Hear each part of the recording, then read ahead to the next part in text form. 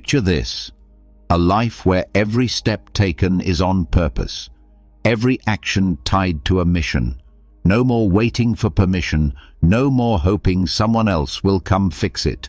Just you, showing up for yourself, not someday, but today. Because the hard truth is, no one is coming to rescue your potential.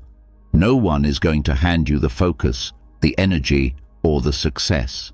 It has to be earned by showing up again and again when it would be easier not to. How many days have slipped by because you were waiting? Waiting for the perfect time, waiting for motivation, waiting to feel ready. But deep down, you know this. Waiting is just a slow form of quitting, and the more you wait, the further you drift from the person you were meant to become. From now on, everything changes. You're not going to wait to be chosen.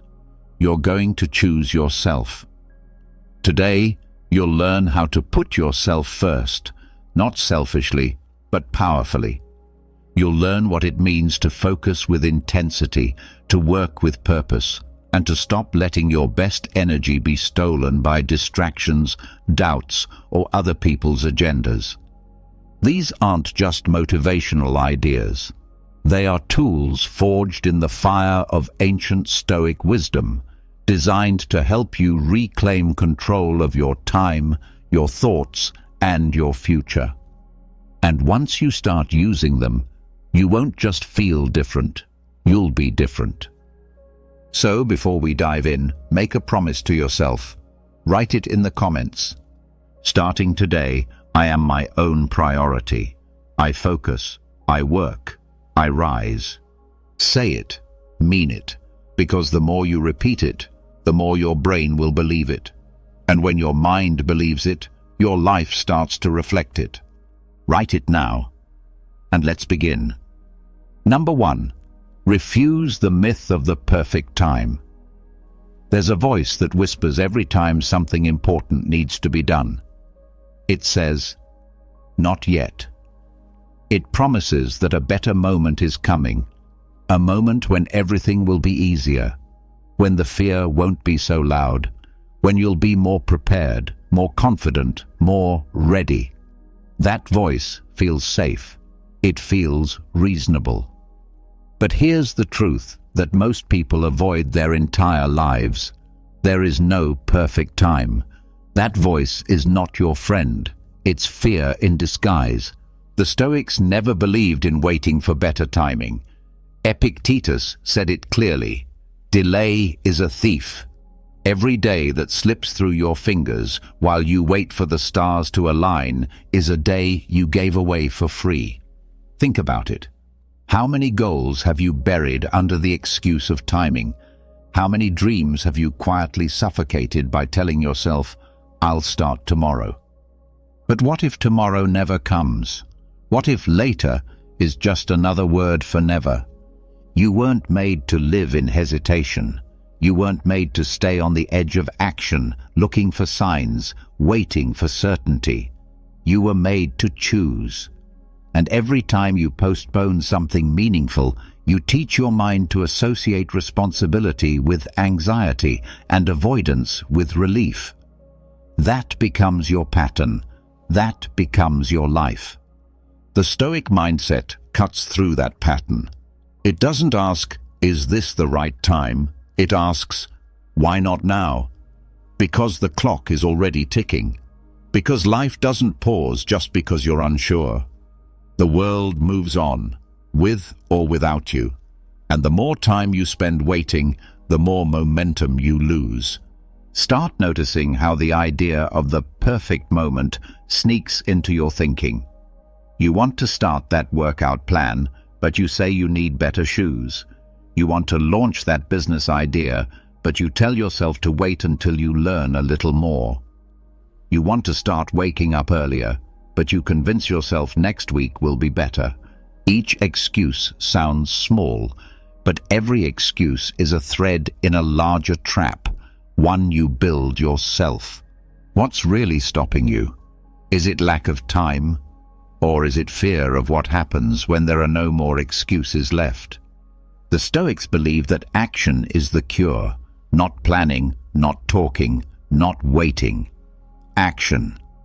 Seneca once wrote, "While we waste our time hesitating and postponing, life is slipping away." He wasn't speaking in metaphor. He was warning you. Time doesn't care about your excuses. It moves forward either way. The only question is whether you'll move with it.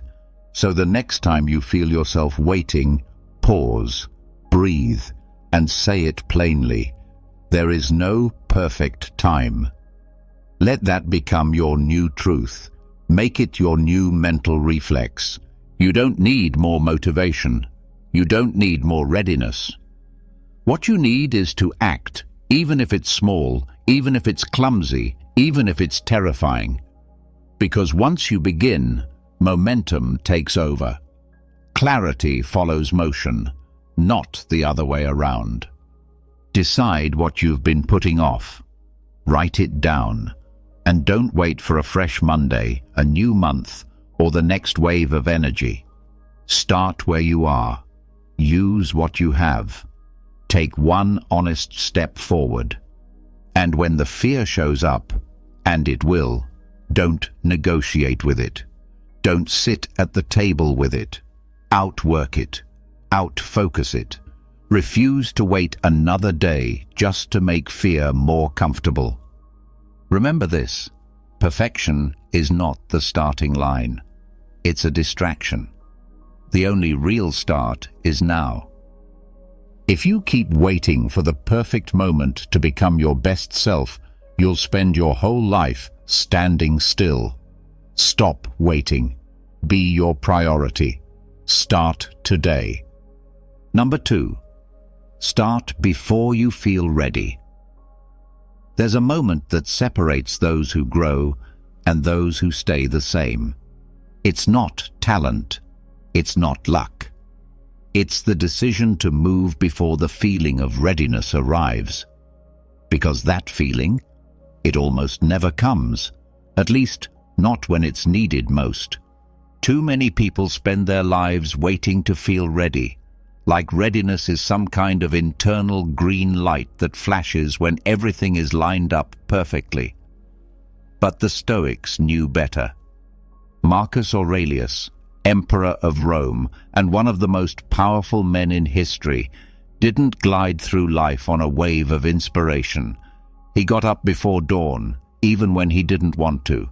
He told himself that it was natural for a human being to get up and do the work they were made for, and if he, with the weight of an empire on his back, could choose purpose over comfort, what's stopping you? You weren't built to move only when the mood is right. You weren't designed to live by feeling. You were made to decide, to act, to direct your life like a captain in a storm, not a leaf on the wind. And here's the truth. Greatness starts exactly where excuses used to live. The feeling of not being ready is normal. It's not a sign that you should stop. It's a sign that you're standing at the edge of growth. That tight feeling in your chest, that doubt in your head, it's the signal that you're leaving the safety of routine. It's the sound of your comfort zone cracking. And that's good, because nothing new ever grows in perfect conditions. Growth comes from movement, not from waiting. A Stoic doesn't let feelings vote. Your feelings don't get to decide whether today is the day. Your actions do. And when action becomes a habit, the mind learns to follow. This is how real momentum is built, not from high energy or perfect timing, but from commitment in the face of hesitation.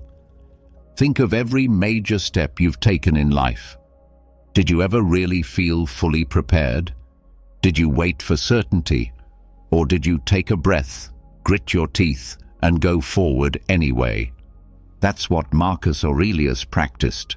Not feeling ready, being ready. Because being ready is a choice. It's the quiet confidence that you'll figure things out along the way. That progress is more important than perfection. That forward is the only real direction. When your alarm rings, don't ask, "Do I feel like getting up?" When it's time to write, create, build, or lead, don't check your emotions for approval. That's not what a Stoic does. A Stoic acts first and lets clarity follow. Emotion is weather, changing, unpredictable, and beyond your control. But action, that's your domain. That's your strength. So next time the voice in your head says, "You're not ready," don't argue with it. Don't wait for it to go away. Prove it wrong. Take the step. Start the project. Have the conversation. Do the workout. Not because you feel like it, but because you said you would. That's discipline. That's power. That's Stoicism in action. And the moment you move, something incredible happens. That fear loses its grip. That hesitation begins to fade, because movement changes everything. What felt impossible becomes manageable. What felt overwhelming becomes clear. You don't need to feel ready to change your life. You just need to start. And the sooner you start, the sooner readiness catches up to you. So stop waiting for the right mood. Train yourself to move in spite of it. Let your actions lead.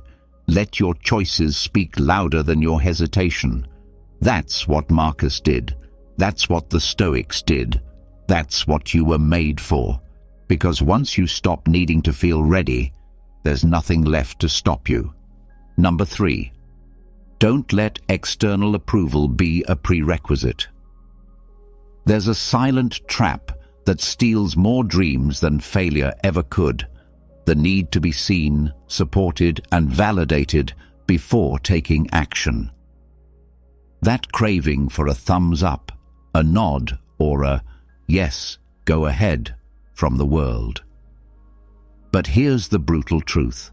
If action depends on applause, the action was never yours to begin with. And if your fuel is approval, the moment people stop clapping, you stop moving.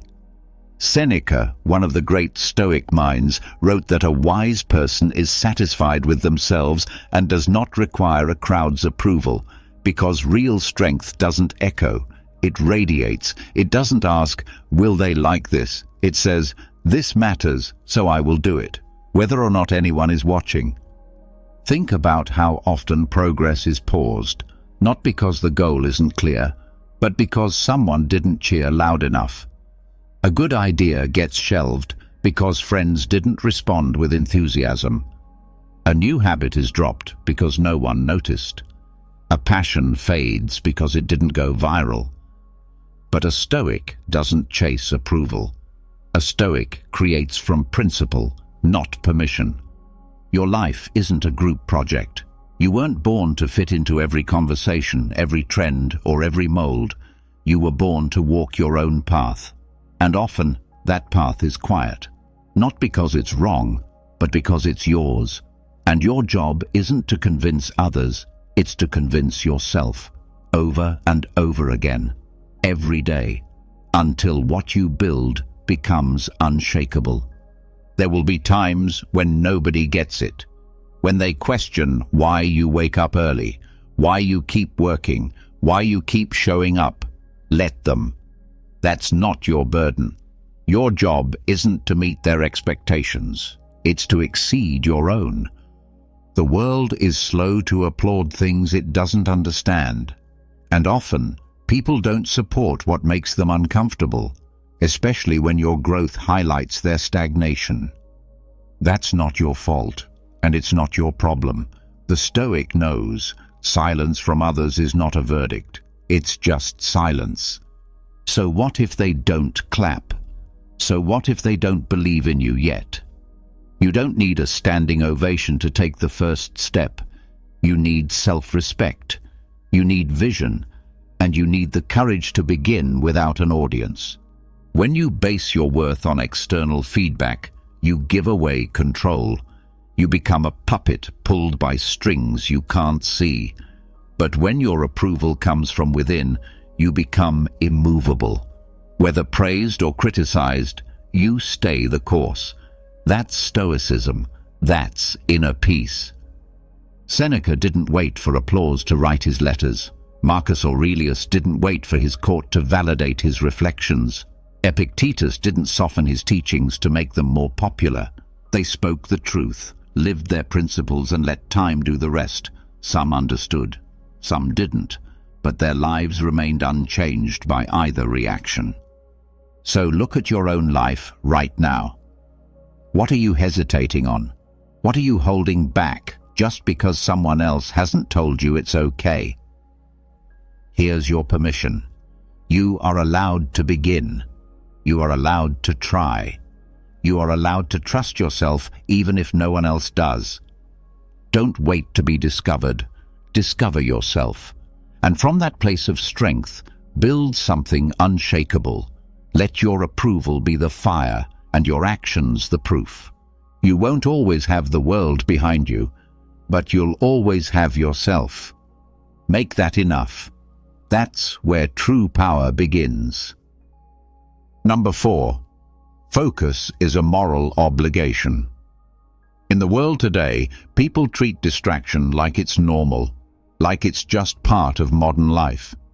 But the Stoics didn't see it that way. To them, scattered attention wasn't just unproductive, it was dishonorable. They believed that how you focus is how you live, that what you pay attention to is what you worship. And if your mind is pulled in 1,000 directions, then you've already surrendered the most sacred thing you have, your ability to choose.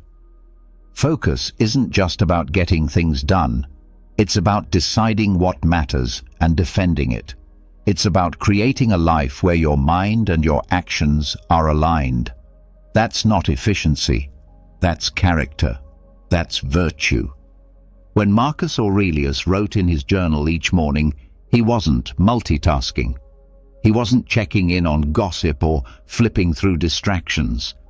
He was locked in, present, aware, because he knew something we often forget, that attention is limited, and once it's gone, it doesn't come back.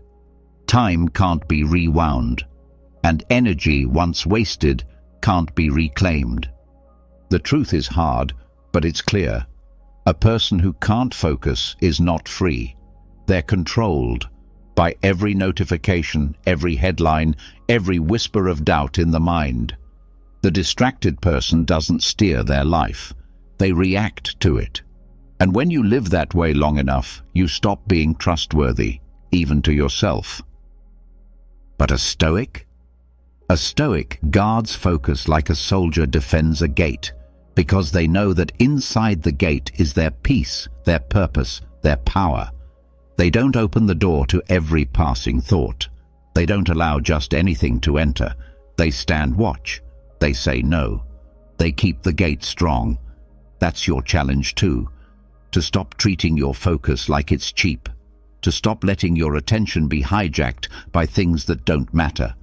Because every time you say yes to distraction, you say no to progress. Every time you lose your focus, you lose a piece of your future. What are you letting in? What's stealing your time? Your phone? Your worries? Other people's drama? That mental clutter you keep feeding with every scroll, every click, every meaningless task? That's not just noise. It's erosion. And over time, it chips away at your purpose. You want more control in life? Start with your focus. Build rituals around it. Protect it. Don't just let the day happen to you. Decide what deserves your attention and what doesn't. Then be ruthless about keeping that line. Epictetus once said, "Keep your attention inside you." He wasn't saying to shut out the world. He was saying to master your inner world first. To keep your focus where it belongs, on the things you can control, the things that matter, the things that align with your values. And when you do that, when you focus not out of urgency, but out of integrity, you become powerful. You become steady. Because now, Your mind is not a storm. It's a sword, sharp, directed, disciplined. So the next time you feel yourself drifting, pause, ask, is this worthy of my attention? And if it's not, walk away, turn it off, let it go, because your focus is not just a tool for success. It's a statement about who you are and who you are becoming. Focus is a moral act, and every time you choose it, you build trust with yourself. You become someone who shows up with intention, someone others can count on, someone who lives on purpose, not by accident. So protect your focus, guard it, shape it, because the world doesn't need more distracted people. It needs warriors of attention. It needs Stoics. Number 5, treat your time like it's borrowed. There's a dangerous illusion most people live under, the illusion that time belongs to them, that they own tomorrow, that next week, next year, or some later will always be waiting, ready to receive the things they put off today. But the Stoics shattered that illusion. They didn't just believe that time was short, they believed it wasn't even theirs to begin with. Seneca warned, "You act like mortals in all that you fear, and like immortals in all that you desire." What he meant was simple. People panic over little things like they'll die tomorrow, but waste their days like they'll live forever. That contradiction is the very thing that keeps most lives average. The Stoic knows better. You weren't promised tomorrow. You weren't even promised tonight. Time is not owned, it's borrowed. Every minute is on loan, and the collector comes without warning.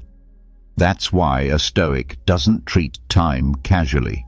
They don't toss it aside on empty gossip, mindless scrolling, or shallow distractions. To them, time is sacred, and to waste it is to insult life itself. Look around. So many people are running from boredom, chasing stimulation, looking for ways to kill time. But why would you try to kill what you can never replace?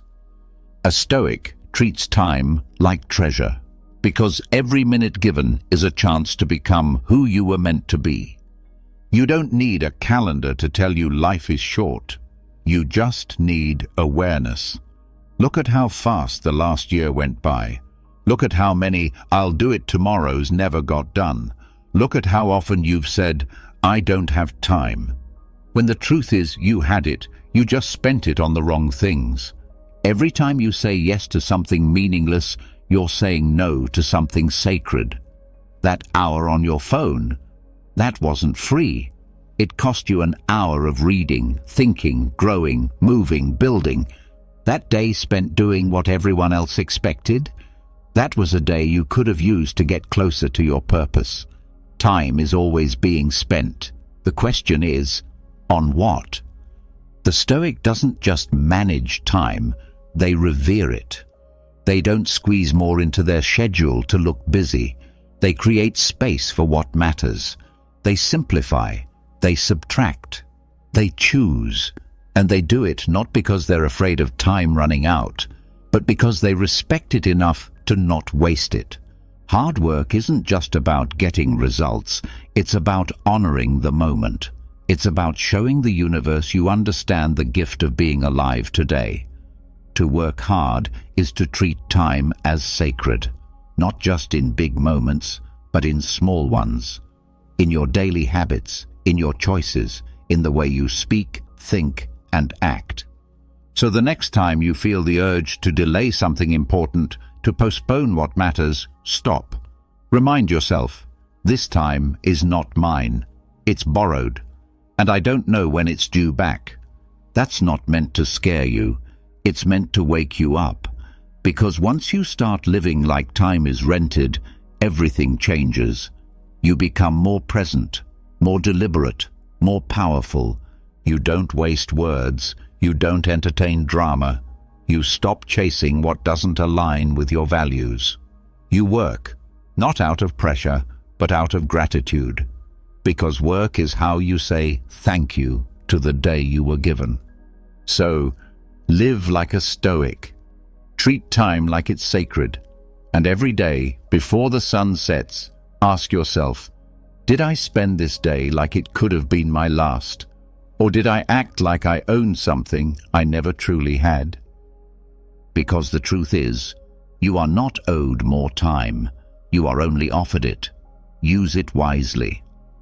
Number 6, don't romanticize rest until you've earned it. There's a lie that's spreading like wildfire today. A lie disguised as self-love. It says, you deserve to rest. You deserve to take it easy. You've had a hard week. Relax.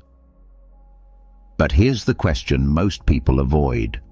What exactly have you earned the right to rest from? The Stoics weren't anti-rest. Far from it. They valued balance, discipline, and recovery. But they also understood something that gets twisted in modern culture. Rest is not an escape. It's a reward. And rewards must be earned. Otherwise, what you're calling rest is just avoidance in disguise. Too many people worship the idea of self-care before they've built any self-respect. They light candles and call it healing. They binge shows and call it decompressing. But when the body is idle and the conscience is restless, that's not rest. It's regret marinated in comfort. And the Stoic knows the difference. You can't numb your way into peace. You can't scroll your way out of responsibility. If you didn't push yourself, you didn't earn the pause. If you didn't show up for your goals, for your standards, for your promises, then you haven't arrived at the place where rest becomes restoration. You've arrived at self-sabotage, dressed in cozy pajamas. Marcus Aurelius didn't romanticize laziness. He wrote about the battle every human faces, between comfort and duty, between the couch and the calling. He knew how tempting it was to lie down and just let the day slip by. But he also knew what was at stake. Each moment wasted in lazy comfort was a moment never coming back. Not because rest is wrong, but because misuse of rest is dangerous. There is no greater threat to progress than comfort falsely earned, and no greater tragedy than a person who dulls their ambition in the name of balance without first doing the work that justifies it. Here's the truth. Rest is not a right. It's a privilege, and it means something only when it follows effort. True rest, deep, satisfying, energizing rest, feels different. It lands different. It fills your soul because you know you've drained yourself on something that mattered. That's the kind of rest a Stoic believes in, the kind that restores because it followed honest labor. But when rest becomes a hiding place, it starts to rot you from the inside. Laziness isn't stillness, it's corrosion. It doesn't refresh, it erodes. It dulls the sharp edges of your purpose until nothing feels urgent, nothing feels worth fighting for. That's not self-care, that's self-abandonment. So before you cancel the workout, skip the task, or shut off your brain early, ask yourself, have I earned this? Have I given my full effort today? Am I using rest as recovery or as retreat? You can lie to others, but you can't lie to yourself. You know whether you've pushed hard or coasted. You know if you met your standards or avoided them. And if the truth stings a little, that's good. That sting is your compass. The Stoic doesn't rest because they're tired of trying. They rest so they can try again harder tomorrow. Their body isn't excused, it's recharged. Their mind isn't escaping, it's regrouping. That's the power of earned rest. It builds you. It doesn't blur you. So earn your rest. Don't idolize it. Don't post about it. Don't treat it like a lifestyle until it's a necessity. Work first, hard, with intention, with consistency. Then, when you finally stop for the night, The silence will feel like music. The stillness will feel like strength, and your rest will feel like victory. Number 7. Work in silence so you can hear yourself grow. Noise is easy. Noise is cheap. Anyone can talk about goals, post their intentions, share their grind with the world. But Stoicism doesn't reward noise. It rewards discipline. And discipline, real discipline, happens in silence, away from the applause, away from the eyes, away from the need to be seen. Epictetus said it best: "Don't explain your philosophy, embody it." That means don't talk about your goals, live them. Don't announce your plan, execute it. The Stoic doesn't chase validation. They chase progress, quietly, relentlessly, unapologetically. In today's world, everyone wants to be noticed, to go viral, to be celebrated for trying, even before achieving. But when did effort become more about being seen than being effective? The Stoic flips that script. They don't post their progress, they protect it. They don't share their vision, they sharpen it in private. Because silence is where growth happens. Not the loud, flashy kind, the deep kind, the kind that feels like discomfort at first, the kind that smells like sweat, sounds like focus, and looks like repetition, the kind that changes you slowly, quietly, until one day you're unrecognizable and no one even saw it coming. Think of a seed in the ground. It doesn't shout, "Look at me, I'm growing." It just does the work, unseen, until one day it breaks through the soil. That's what Stoic growth looks like. It's rooted in daily effort, not daily updates. Stop needing everyone to know what you're doing. Stop seeking permission to rise. The people who matter will see your results, and the ones who don't, they're not your audience anyway. Work like no one's watching, because that's when you're the most honest. That's when your ego gets out of the way and your real self shows up. Your goals don't need announcements. They need commitment, quiet commitment. Not because you're hiding, but because you're focused. Because you'd rather outwork your past than outperform someone else's perception of you. Because you'd rather build something that lasts than something that trends. Every time you post about what you're going to do, you're releasing pressure. You're tricking your brain into thinking progress has been made, when in truth, the only thing that's moved is your mouth. A Stoic saves their energy for execution. They don't chase claps, they chase clarity. And there's a unique power in that. When you work in silence, you start to hear things that noise drowns out. You hear your doubts, you hear your discipline, you hear your inner voice shaping itself through challenge and repetition. And most importantly, you hear yourself grow, not in volume, but in substance. You want to become great? Then get quiet. Stop explaining. Stop sharing half-finished plans with people who aren't walking your path. Build the thing. Shape the habit. Do the work. Let the results speak later. You don't owe the world your drafts. You owe yourself the finished product. So go underground. Go internal. Stay consistent. Make the process sacred. Keep showing up for yourself when no one's watching, because that's where greatness is forged, in silence, in solitude, in sweat.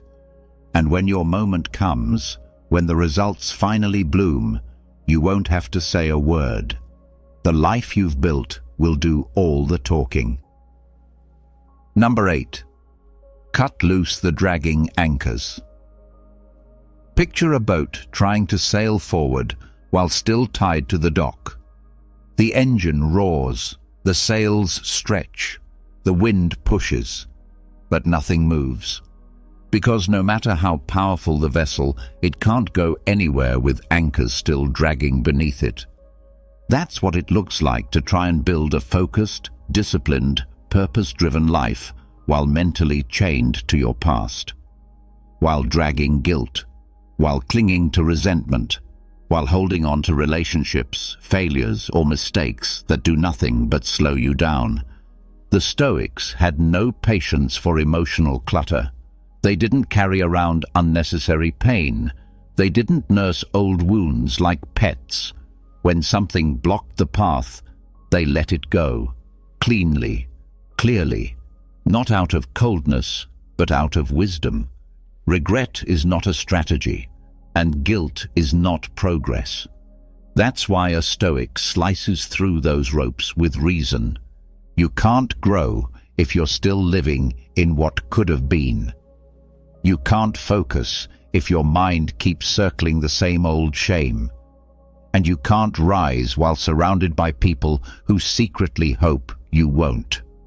Those are anchors, not companions, and if you don't cut them, they'll drown you.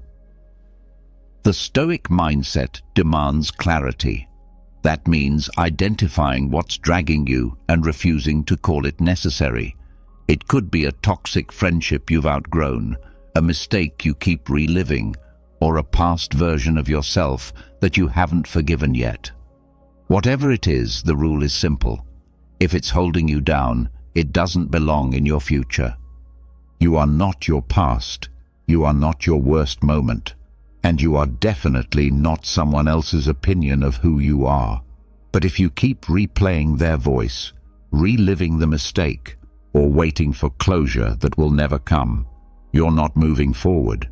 You're just circling the dock. The Stoics didn't glorify suffering. They didn't build shrines to their pain.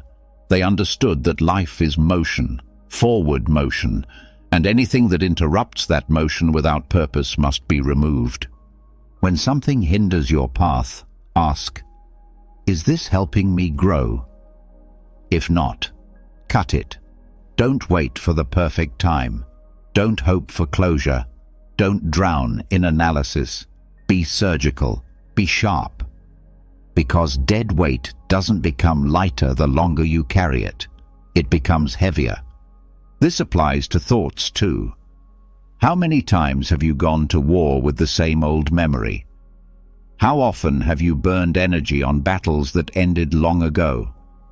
That kind of mental noise is not noble. It's a trap. A Stoic trains the mind to let go, not because it's easy, but because it's essential. Your future is not built from shame. It's built from choice. And every time you choose to stay chained to what no longer serves you, you rob yourself of who you could be. So look at your life right now. What's your anchor? What are you still attached to that keeps you from moving with speed and clarity? The job that didn't work out? The friend who betrayed you? The version of yourself that you're ashamed of? Forgive it. Release it. Not for their sake, for yours. Not because it didn't matter, but because it shouldn't matter anymore. Progress isn't just about what you pursue. It's about what you leave behind. And sometimes, the most powerful step forward is not a leap, it's a cut. So sharpen your mind like a blade. Identify what's holding you back, then sever the rope. Clean, fast, without ceremony. Because when you finally release the anchors, you'll feel it. The shift, the freedom, the forward motion that only comes when your past no longer has its claws in your future.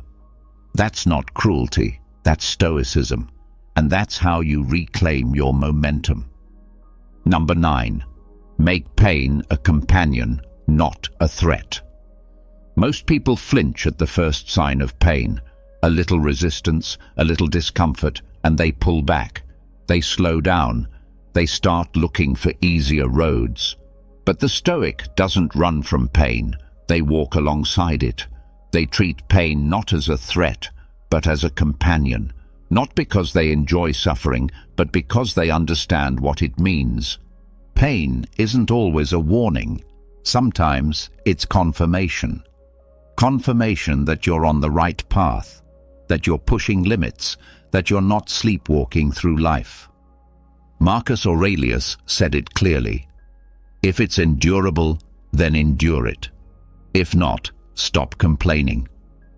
That wasn't meant to be heartless. It was meant to wake us up. To remind us that life's most meaningful progress doesn't come wrapped in comfort. It comes wrapped in pressure. The Stoic treats struggle like a sharpening stone. Each scrape, each grind, each challenge, it's there to shape you, not break you. It's there to polish your edges, to burn away what's weak, to reveal what's unshakable underneath. Most people avoid pain because they believe it's a sign they're doing something wrong. The Stoic knows better. If it's too easy, it's probably too small. If it doesn't stretch you, test you, or make you question your limits, then what's the point? You weren't born to cruise through life untouched. You were built to grow, and growth hurts. Not always, but often enough that pain becomes the price of elevation. Think of any breakthrough in your life. Did it come without resistance? Did it arrive on a soft pillow, or did it demand something from you? Did it make you sweat, doubt, cry, and push anyway? That's pain doing its job. That's discomfort forging something stronger inside you. But here's the catch. Pain only transforms you if you stay with it long enough. Most people tap out too soon. They see discomfort as a stop sign. The Stoic sees it as a mile marker, proof that the journey is real. The gym burns. The study sessions drag. The early mornings sting. The emotional weight of discipline feels heavy, but that's not failure. That's growth in disguise. That's the inner walls expanding to hold a stronger version of you. When pain shows up, don't resist it. Don't dramatize it. Don't make it your identity, but don't run from it either. A Stoic meets it head-on, listens and learns. They ask, what is this here to teach me? What part of me is being tested? What muscle is being built? Pain, when faced with courage, becomes proof. Proof that the mission is worthy. Proof that the body, the mind, the spirit, all of them are alive and engaged. You don't get stronger by avoiding stress. You get stronger by surviving it, learning from it, enduring it with integrity. And not all pain is physical. Some of it is mental, the boredom of long efforts, the doubt of delayed results, the loneliness of walking your own path. But those pains are signals too. They tell you you're alive, engaged, fully in the arena. So let pain walk beside you. Don't treat it like an enemy to silence. Treat it like a companion that keeps you honest. When it knocks, open the door. Sit with it. Learn its name, and then keep going. Because pain doesn't mean stop. It means this matters. It means you're changing. It means you've stepped off the shallow path and into the fire where transformation happens. So don't fear it. Don't flee from it. Invite it in. Make it part of the process. And let it remind you every day, you're not here to stay comfortable. You're here to become unshakable. Number 10. Sacrifice the shallow for the significant. Modern life is a buffet of distractions. Flashy, sugary, shallow distractions. They taste good for a second, but leave nothing behind but a drained mind and a numbed spirit. Endless scrolling, empty conversations, goals abandoned for temporary comfort. But the Stoic sees these for what they are: noise. Noise that eats time, weakens focus, and slowly dulls purpose. The Stoic doesn't live on the surface. They go deep, because depth is where strength is built. But depth requires space, and space requires sacrifice. You can't build something meaningful while chasing everything trivial. You can't climb if you're still holding on to the weight of what doesn't matter.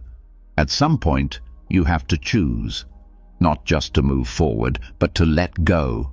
That's the Stoic move. Eliminate the shallow so the significant can breathe.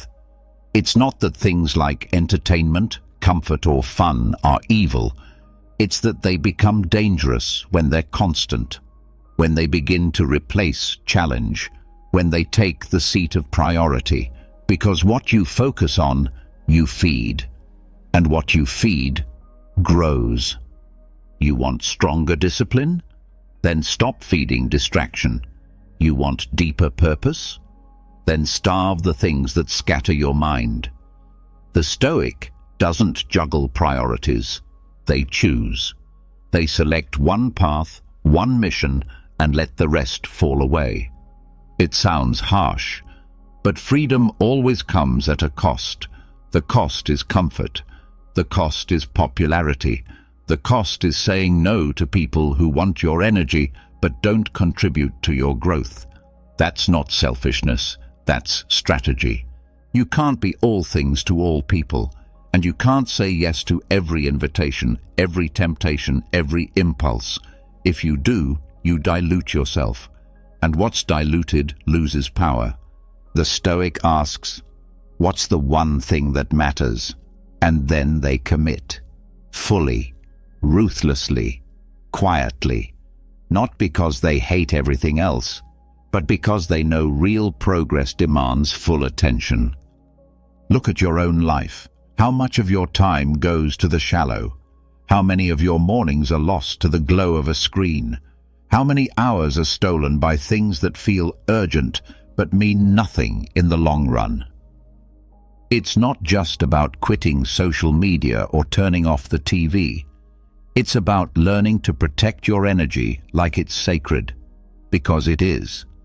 And every second you spend chasing shallow pleasures is a second stolen from the deep work that could change your life. It's not easy. The shallow is seductive. It feels good. It's fast. It's everywhere. But the significant? It's quieter. It waits for those who are ready to slow down, cut through the noise, and focus like a warrior. The Stoic mindset is simple. Protect the flame. Your focus is that flame. Your purpose is that fire.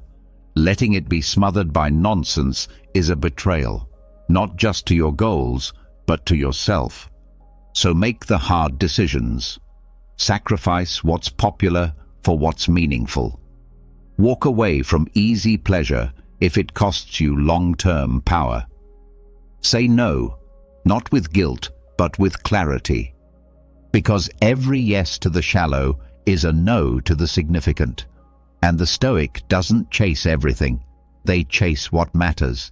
And that, right there, is the difference between a scattered life and a meaningful one, between noise and legacy. Number 11. Show up even when you're broken. There's a soft lie whispered in today's culture.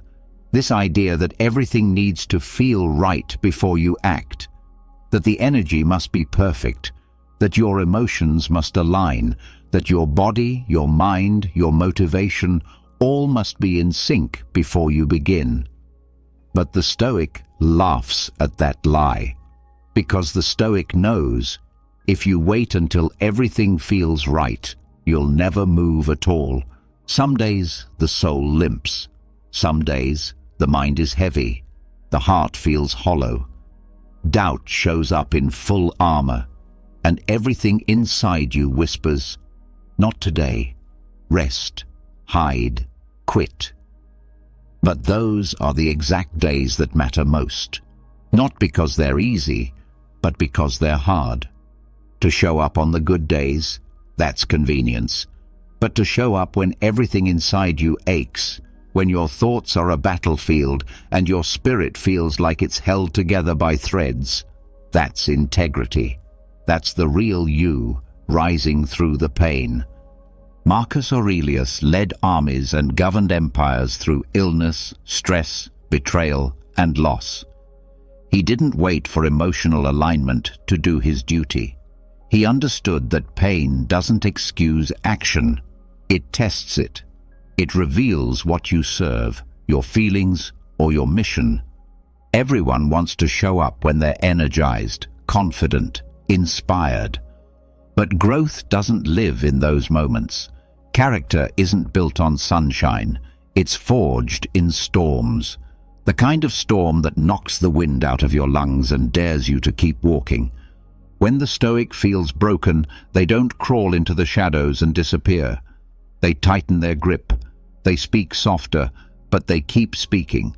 They walk slower, but they keep walking. They don't wait for healing to begin. They heal by showing up.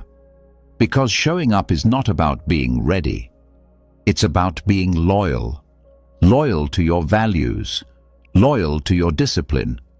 Loyal to the part of you that refuses to bow to weakness. There's a freedom that comes when you stop needing perfect conditions. When you stop believing the lie that broken means unworthy. You're allowed to feel pain, but you're not allowed to let pain decide your worth. That decision is always yours. You want to know who you really are? Watch yourself on the bad days. Watch what you do when no one would blame you for quitting. When the noise inside is louder than the applause outside. When comfort calls and you still say, "No, I have work to do." That's what Stoicism is. Not emotional numbness, but emotional sovereignty. The power to act without being chained to your inner chaos. Some of the greatest achievements in history were done by people in pain, people with fear in their veins, people who carried invisible wounds but still stood tall. They didn't wait for the pain to leave. They carried it forward like a torch. So whatever you're facing, grief, doubt, anxiety, exhaustion, let it walk with you, but don't let it lead. Let it breathe in the same room, but don't hand it the keys. The goal is not to be unbroken. The goal is to be unshakable, even while broken. You don't have to feel like a warrior to act like one. You don't have to be fully healed to make an impact. You don't have to be fearless to be brave. You just have to keep showing up. Especially when it's hard. Especially when it hurts. That's when the real transformation happens. Not on the days when everything clicks, but on the days when nothing does, and you still refuse to disappear. That's not weakness. That's power. That's Stoicism. That's you, becoming something unbreakable, one broken step at a time. Number 12. Be ruthless with routine. Most people treat routine like a cage, something that limits freedom, crushes creativity, and makes life dull. But the Stoic sees it differently. The Stoic knows that freedom doesn't come from doing whatever you feel like. It comes from mastering your impulses, from building a system so strong that chaos has nowhere to enter. And that system, it's called routine. Marcus Aurelius didn't wake up and let the day decide who he would be. He started each morning with intention, with truth, with structure. He reminded himself that hardship was coming. People would be rude, plans would fall apart, his body might ache. But he also reminded himself he was built to endure it. That morning ritual wasn't fluff. It was armor. It was sharpening the sword before entering battle. A Stoic doesn't stumble into the day hoping for clarity. They create it. They build rituals that anchor the mind and guide the body, and they are ruthless about sticking to them. Because the more consistent the routine, the less energy is wasted on decisions that don't matter. When your mind knows exactly how each morning begins, hesitation disappears. When your body is trained to follow a pattern, resistance loses its power. Routine becomes momentum in disguise. You don't have to fight yourself every morning. You just follow the structure. And the structure carries you forward even when motivation doesn't. That's what most people don't understand. Discipline is not about being strict for the sake of it. It's about building systems that protect your purpose. It's about conserving mental energy so you can focus where it counts. The more you automate the basics, the more room you have for the important battles. You want to waste your energy? Start your day with no plan, no schedule, no structure. Scroll your phone for 45 minutes, skip breakfast, scramble into work mode, and then wonder why your mind feels foggy and weak. That's not freedom, that's friction. And friction eats momentum. The Stoic eliminates friction. They design the day before the day begins. They create rituals that lock in progress before the first challenge even appears. Maybe it's waking up early. Maybe it's journaling, exercise, cold water, stillness, reading, prayer. Whatever it is, it's consistent.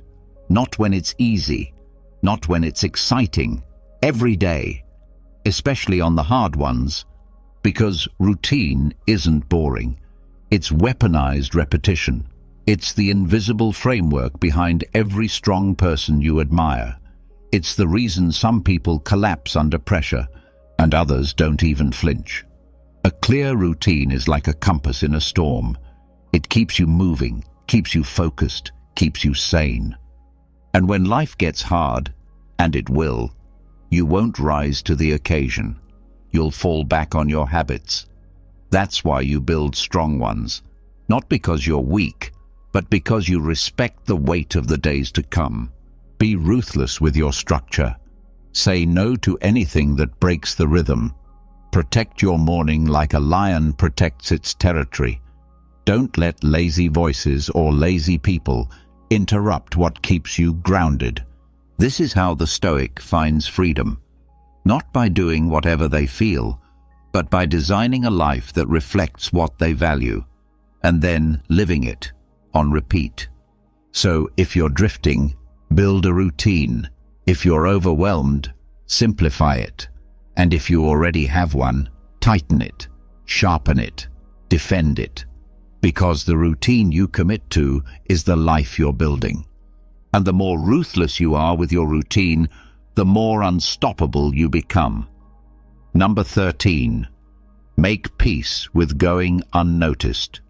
It's tempting to want to be seen, to crave the nod, the like, the approval, to hope that someone out there is watching and saying, "Look how hard they're working."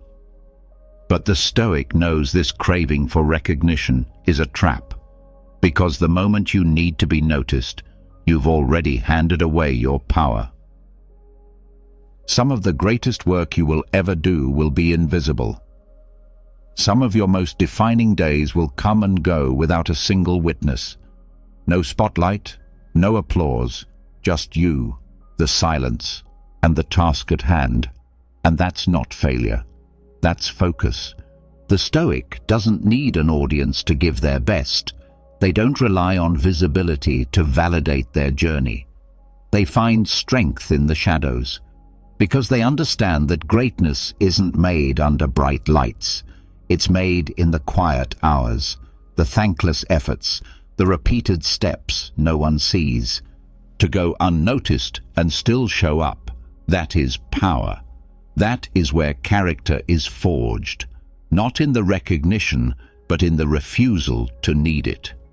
Because when you let go of the need to be seen, something changes.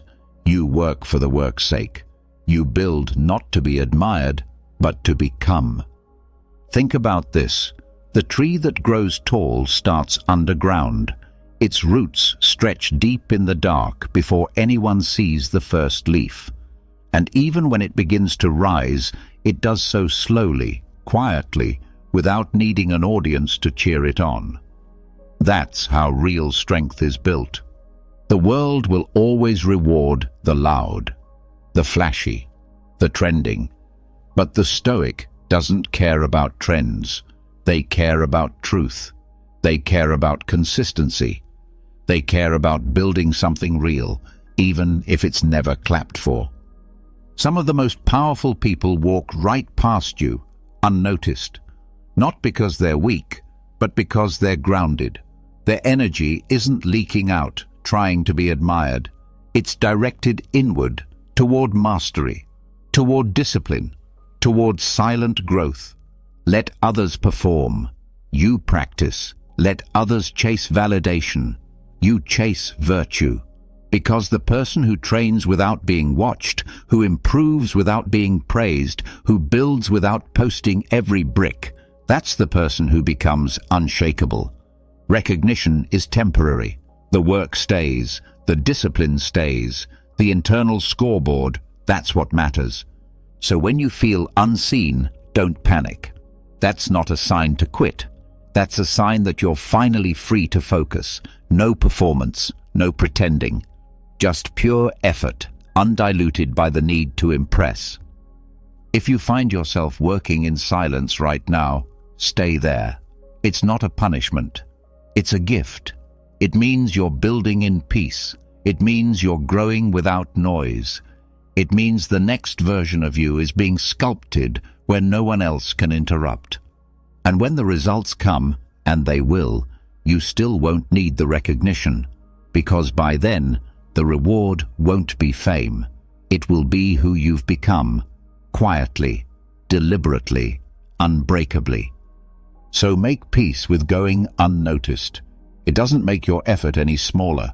It makes your soul stronger. And that strength? That's the kind that can't be taken away. That's Stoicism. That's freedom. Number 14. Choose effort over outcome. There's a kind of torment that eats away at most people, the obsession with results. The constant questioning, did it work? Was it worth it? Will they like it? Will I win? That kind of thinking drains energy, kills momentum, and chains your self-worth to things outside your control. But the Stoic doesn't live like that. The Stoic is free, not because they always win, but because they stop needing to. One of the most powerful Stoic teachings is simple. Control what you can. Let go of what you can't. And at the center of that truth sits a quiet revolution. Effort matters more than outcome. Always. The result may rise. The result may fall. The world may applaud. The world may stay silent. But the effort, that is yours. Fully, entirely, unshakably. That's why the Stoic doesn't fixate on the scoreboard. They don't pace around waiting for validation. They don't tie their identity to the reaction. They tie it to the action. The Stoic shows up, gives their best, and walks away clean. Not because they don't care, but because they care about the right thing. Each day becomes an offering, a ritual, a moment to say, this is what I have. This is what I'll give. This is who I am, regardless of outcome. That mindset creates a rare kind of strength, a peace that can't be touched by wins or losses. Because when your pride is built on effort, not results, you become immune to failure. Not because failure doesn't happen, but because it doesn't define you. Look at your own life. How many times have you hesitated to act because you weren't sure it would work? How often have you held back because you feared the result? That hesitation, that fear, is not Stoic. It's a distraction. When you obsess over outcomes, you give away your power. You start performing instead of living. You bend your values to fit the response. But when you choose effort, everything changes. You become anchored. You become free. This doesn't mean you stop aiming high. It means you stop depending on the destination to justify the journey. The goal is still there, but it's not your master. The process is. The grind is. The intention is.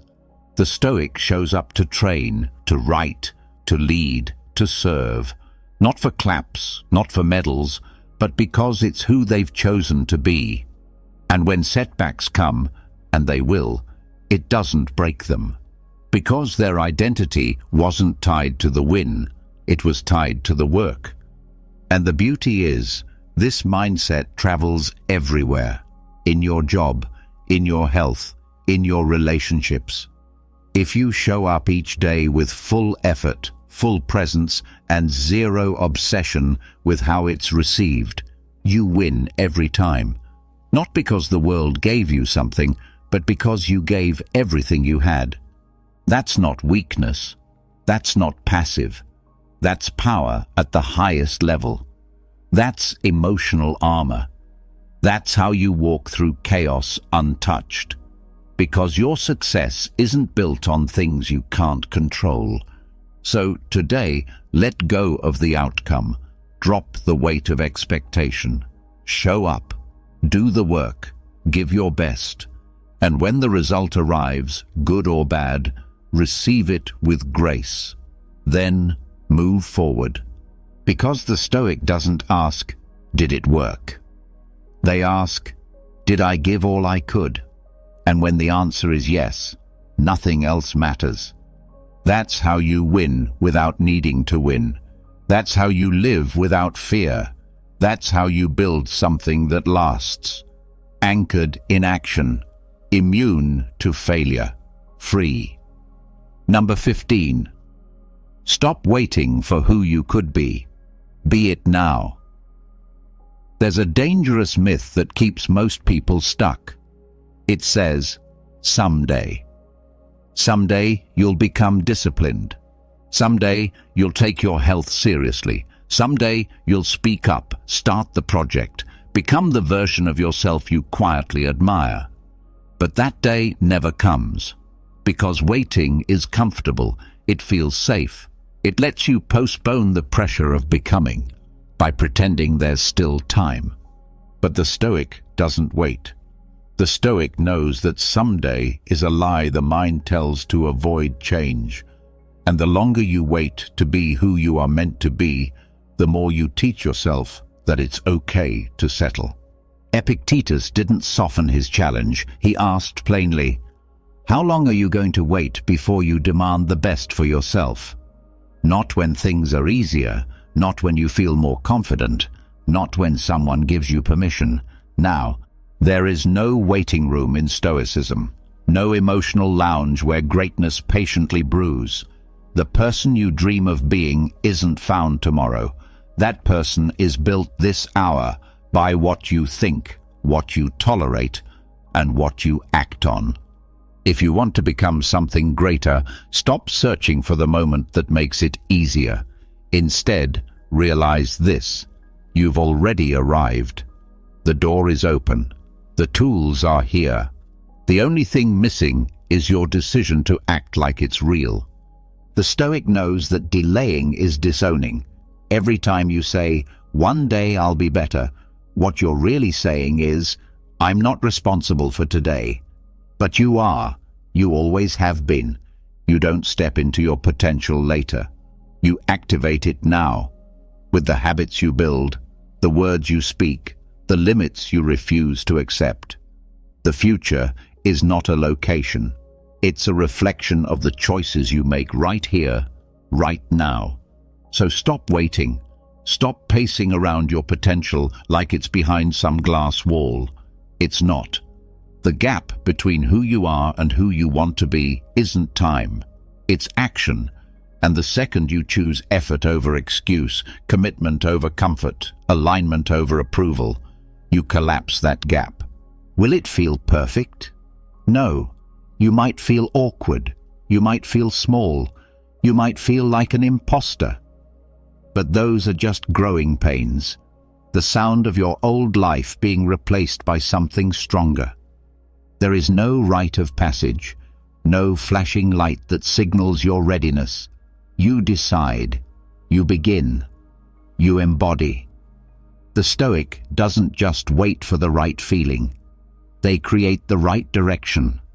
Through discipline, through clarity, through the courage to live as if the future is already here, because it is.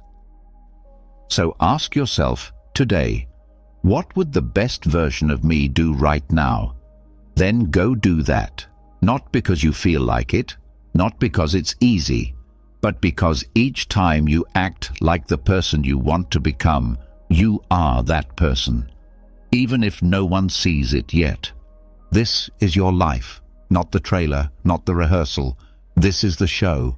You don't get to pause it. You only get to direct it, or let it run on autopilot. The Stoic chooses to direct it, boldly, quietly, with full ownership. They don't wait for someone to crown them with greatness. They step into it, minute by minute, decision by decision. So stop waiting. The best version of you isn't out there. It's in here, waiting to be claimed. Be it now. The door has already opened. Walk through it. There is no more room for delay, no more space for maybe later. You've just walked through 15 Stoic truths that do more than motivate. They demand transformation. Each one is a mirror, showing what's holding you back and what's already within you, waiting to be activated. The perfect time is a myth. The real you doesn't live in the future. It lives in your next decision. Your focus is your freedom. Your effort is your proof. And your discipline is the quiet fire that will build a life no one can take from you. So be your priority. Not tomorrow, not when it's easy. Now. Drop a comment and write, "I'm done waiting. I choose action." In this video, we're going to take a deep dive into the heart of Stoic philosophy. We'll explore its core teachings and uncover how these ancient principles can still guide us today. The timeless phrases of Stoicism aren't just wise sayings. They're practical tools to help us navigate life's daily struggles, cultivate inner peace, and develop a resilient mindset. If this is your first time visiting my channel, please support the content by subscribing and liking the video so I can continue bringing you more valuable insights like these. Now, come along with me as we unravel the essence of Stoic wisdom and see how it can bring clarity and direction amidst the chaos of modern life. Discover the foundational ideas of Stoicism and learn how to apply them to your own journey with our ebook Stoic Mentality, a guide to contemporary living. You can find the link to it in the first pinned comment below. Let's begin. Everyone wants to see you succeed, but some only pretend to. Others will actively root for your downfall. That's why it's essential to learn self-reliance and remember that you are mortal. If you don't become independent and capable, the consequences later can be deeply painful. Let go of worrying about what others think. Really, who cares? Keep your thoughts to yourself and steer clear of fools. Their mindset is contagious. Some of your friends want to see you do well, just not better than them. The rest, they simply don't care. Learn to say yes and mean it. Don't agree to things just to make others feel comfortable. Always consult your own conscience before making commitments. Many people won't truly value you, especially when they see you as competition. Rule your life with your mind, not your emotions. Think back. Every poor decision you've made was likely driven more by emotion than reason. Always listen to your instincts. In ways you don't even realize, they understand things you haven't yet figured out. Know your worth and never put yourself on clearance. When you lower your value, others will too. Time moves fast. Be grateful. No matter how bad things seem, they could always be worse. Live like there's no tomorrow and focus on what you love. The money will come. Don't torture yourself with regret. No one is perfect. Stop chasing happiness. Focus on staying positive, and joy will follow naturally. Be mindful of those who say they love you. Many don't mean it. Often, they're using you. Trust yourself and trust your first instincts when making choices. Keep your expectations low when it comes to others, but always keep your standards high for yourself. Expecting too much from people is a formula for disappointment. Stay focused on your own growth. People will enter and leave your life. That's just how it goes. If you don't learn to control your mind, someone else will. Sometimes the heartbreaks you experience are what finally clear your vision. Solitude is the price of growth. Be proud of yourself for surviving the days you thought would break you. Not everyone is going to like you, and that's okay. Stop oversharing. Most people don't care, and some are secretly hoping you fail. Be kind, but don't let people take advantage of you. It's better to be disliked for who you truly are than to be loved for pretending to be someone else. Don't destroy yourself trying to impress people who don't even have it together. Avoid those who make you feel alone, even when you're with them. Bad company is worse than no company at all. Make peace with your past so it doesn't ruin your present. Don't compare your life with others. You don't know the full story of their journey. Never underestimate how dangerous foolish people can be. No one else is going to figure out your life for you. It's your responsibility. Sometimes everything can go wrong all at once, no matter how well you planned. If you're too nice, people will walk all over you. Be prepared for that. A negative phase can start out of nowhere. You have to be willing to swallow your pain and grow by yourself. Never let a single person be the source of all your happiness, because if they leave, they take your happiness with them. Trust carefully, not blindly. When you take on your friends' problems, you take on their burdens too. The smaller your circle, the fewer headaches you'll have. Never expect someone to catch you when you fall. Even if you're doing all the work for yourself, some people will still hurt you. But those rare few who are worth the pain, keep them close. Be proud of how hard you're trying. Don't look back. That's not the direction you're heading. Don't rely too heavily on anyone, because even your shadow disappears when you're in the dark. Focus on building your work and building your life. Work on yourself and build your fortune. In your lowest moments, you'll discover a lot. And remember, some of the best moments of your life still haven't happened yet. This is your world. Shape it, or someone else will.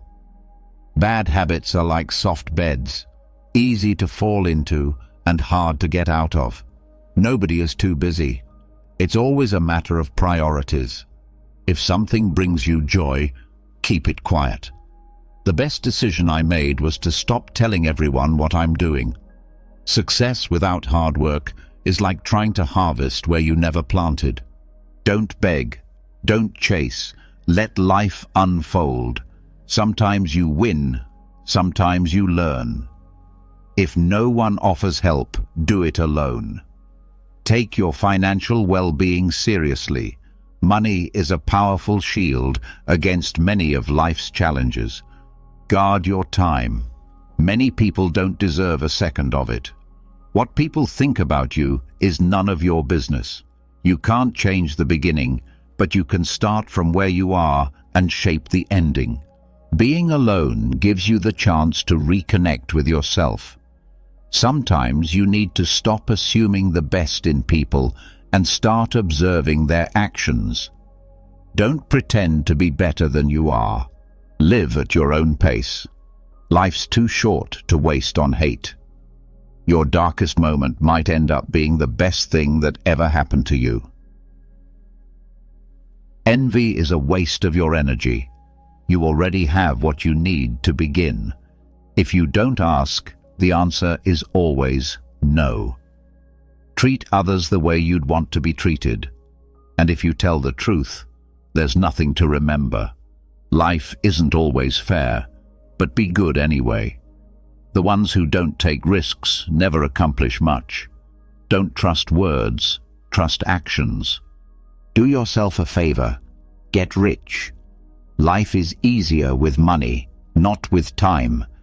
If you can survive the chaos in your own head, you can survive anything. If someone doesn't appreciate you, they don't deserve you. Learn how to heal quietly. Not everyone needs to hear your pain. Stop expecting things from people. Everything will come to you when the time is right. Be patient and trust the process. Failure is just a bruise. It's not permanent. Avoid gossip. It's poison for your mind. At the root of all suffering is attachment. Time eventually reveals what you truly mean to someone. Stress might be temporary, but the lessons it teaches you can stay with you forever. If someone tries to bring you down, it's because they're already below you. Money isn't everything, but it solves a lot. No matter how smart, successful, or attractive you are, no one likes arrogance. Humility means everything. Never feel ashamed of having a good heart. All the good you give out will return, and often multiply. Don't feel guilty for doing what's best for you. Choose your circle wisely. The fastest way to grow is to be around people who are better than you. Hope for the best. Prepare for the worst. People want to see you do well, just not better than them. No is one of the most powerful words you can use. Don't exhaust yourself trying to please everyone. In your darkest moments, you'll often be alone, but those moments will make you wiser, stronger, and more courageous. No matter how kind or respectful you are, some people will still speak poorly of you behind your back. If you spend your life building someone else's dream, you're sacrificing your own. No matter how much good you do, people will always remember your mistakes. To get somewhere new, you must leave something behind. If you stay too long, you'll end up with nothing but regrets. You may not realize it, but the people you love the most are often your biggest weaknesses. The hard times are a blessing in disguise. They open your eyes to all the good you once took for granted. If you're impatient, life becomes harder. Patience, on the other hand, works miracles. Trust is easy to lose and hard to rebuild. Worrying won't fix tomorrow's problems. It only steals today's peace. Don't fear making tough decisions. Those are usually the ones that shape you the most. The more you hold on to your past, the less likely your future will shine with promise. Taking action is 10 times more powerful than simply reading or planning. Real-world experience remains life's greatest teacher. Every relationship, whether we admit it or not, carries some degree of self-interest. At the core, we are all a bit selfish. If you're not dating with marriage in mind, then you're probably in it for heartbreak. Let that sink in. A meaningful relationship begins with self-respect, because if you don't respect yourself, it's obvious to others. If you don't address misunderstandings quickly, they'll eventually become the very reason for distance between you and those you love. The people you care about could leave this world at any moment. Cherish them. Nothing is ever as simple as it appears. There's no better way to secure your future than by saving money consistently. The magic of compound interest can quietly transform your life. While good things often come to those who wait, they usually suffer during the wait. Still, the journey, though long and painful, is entirely worth it. Whether it's a machine, a home, or a relationship, regular maintenance is always less costly than fixing things after they're broken. In many places, your level of respect correlates with your financial status. We shed tears over people, but with time, those emotions fade, and time doesn't stop or rewind. Time is everything, and someday it will define who you became. When it's all said and done, what will really matter is your health and what you accomplished. Pain often leads us to our wisest choices because the fear of feeling that same pain again is a powerful motivator. In your darkest hours, you'll begin to see things more clearly. The harder your past was, the more radiant your future has the potential to be. You're unlikely to live a truly comfortable life with just one income stream. You need to create more. Most of what you fear will never actually happen. You attract what you embody. So if you want to do better, you have to become better. Learn how to cook a few simple meals. It's a life skill that will serve you well. Patience isn't weakness, it's strength. Sometimes you have to let go of something good to make space for something even better. Never accept disrespect, not even from yourself. Listen more and speak less, because wisdom often comes wrapped in silence. Make a budget and stick to it. Kindness is a universal language, one that even the deaf can hear and the blind can see. Worrying may feel like doing something, but in reality, it's like a rocking chair. It keeps you occupied but gets you nowhere. You can't begin a new chapter of your life if you're still rereading the last one. The best views only come after the hardest climbs. Success doesn't always shout. Sometimes it's just that quiet little voice at day's end whispering, "I'll try again tomorrow." Don't lose your sense of humor. Laughter is the soul's best medicine.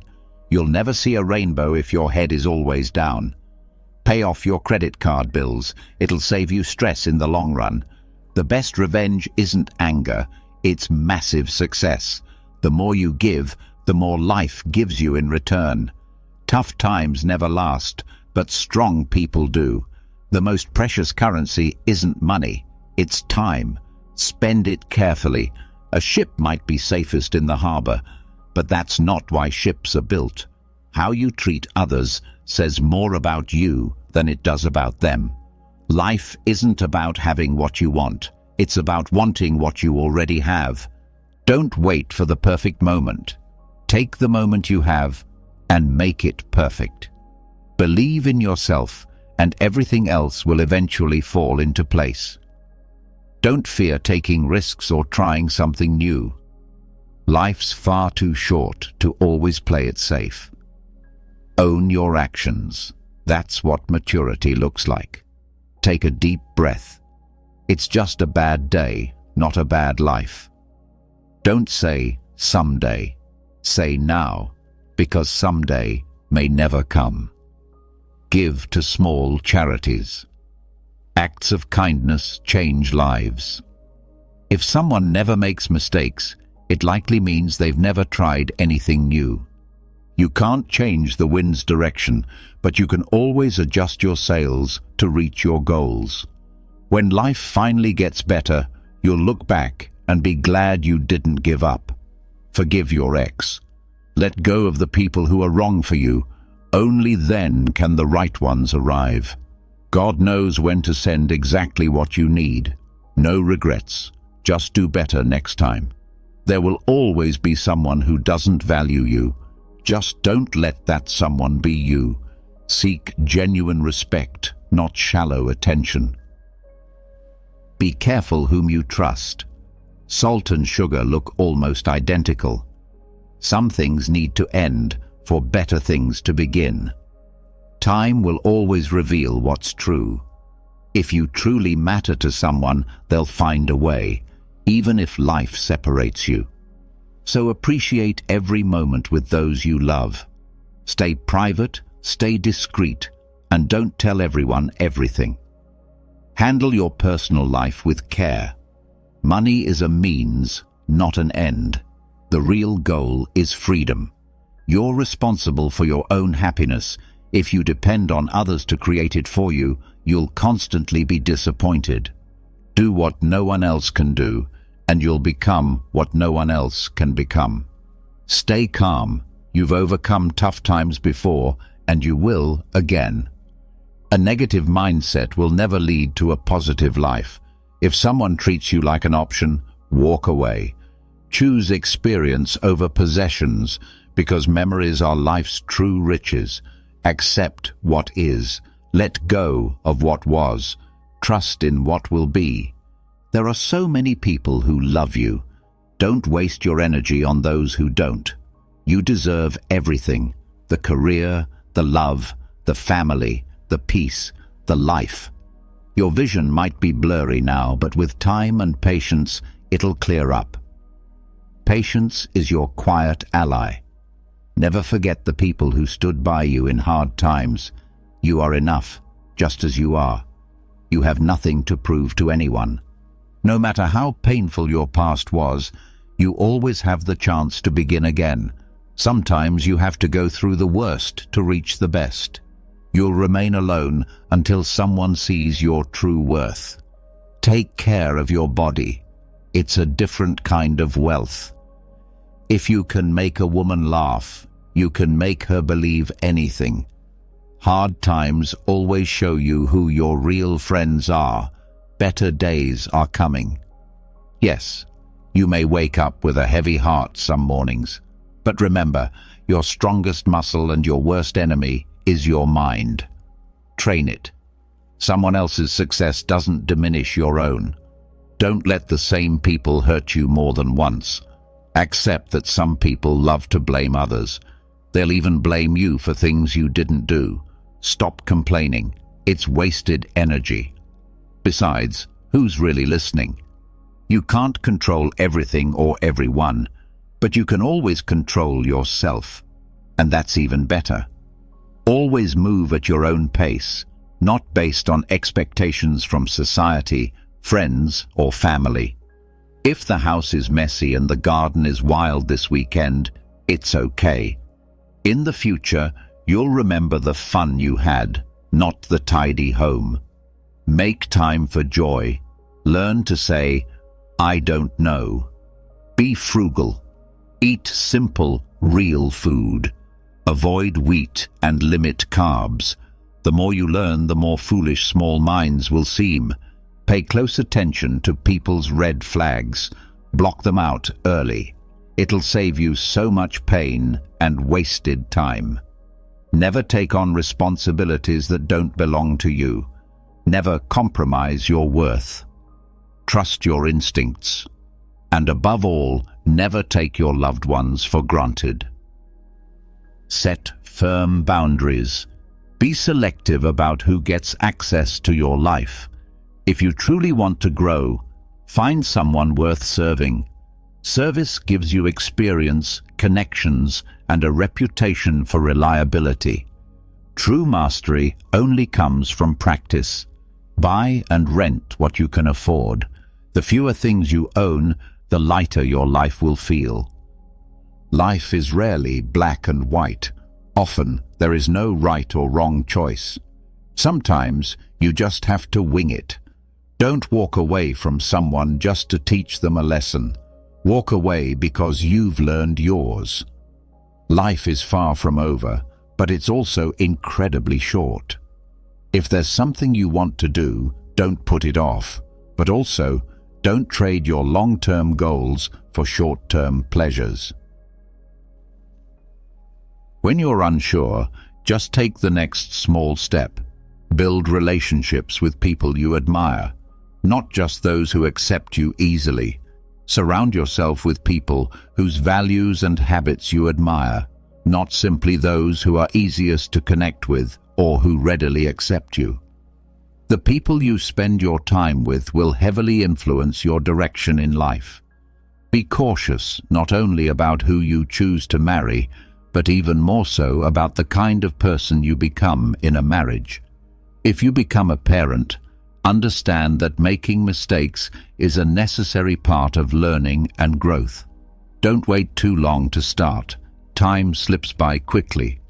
The older you get, the harder it becomes to change your habits or direction. Aside from your family, most people don't care about your struggles or triumphs. Begin saving money now. Avoid the temptation to spend on extravagant homes, flashy cars, or maxed-out credit cards. In the long run, you'll find much more peace in financial stability. Life is rarely as terrible as it seems in the moment, and rarely as amazing as you hope it will be. Guard your health. Without it, nothing else matters. No amount of wealth can bring joy if you're constantly suffering physically or mentally. Aim to get married before turning 30, and if you want children, try to have them before 35. Work diligently and earn well before you hit 40, and strive to establish passive income sources by 50. Make it a goal to retire before 60. Do all you can for your family out of love, but don't expect anything in return, not even from your partner. You will never regret saying, "I love you" to someone, so don't wait until it's too late. Make it a habit to save money regularly. A small amount each week or month can bring a huge sense of security and peace.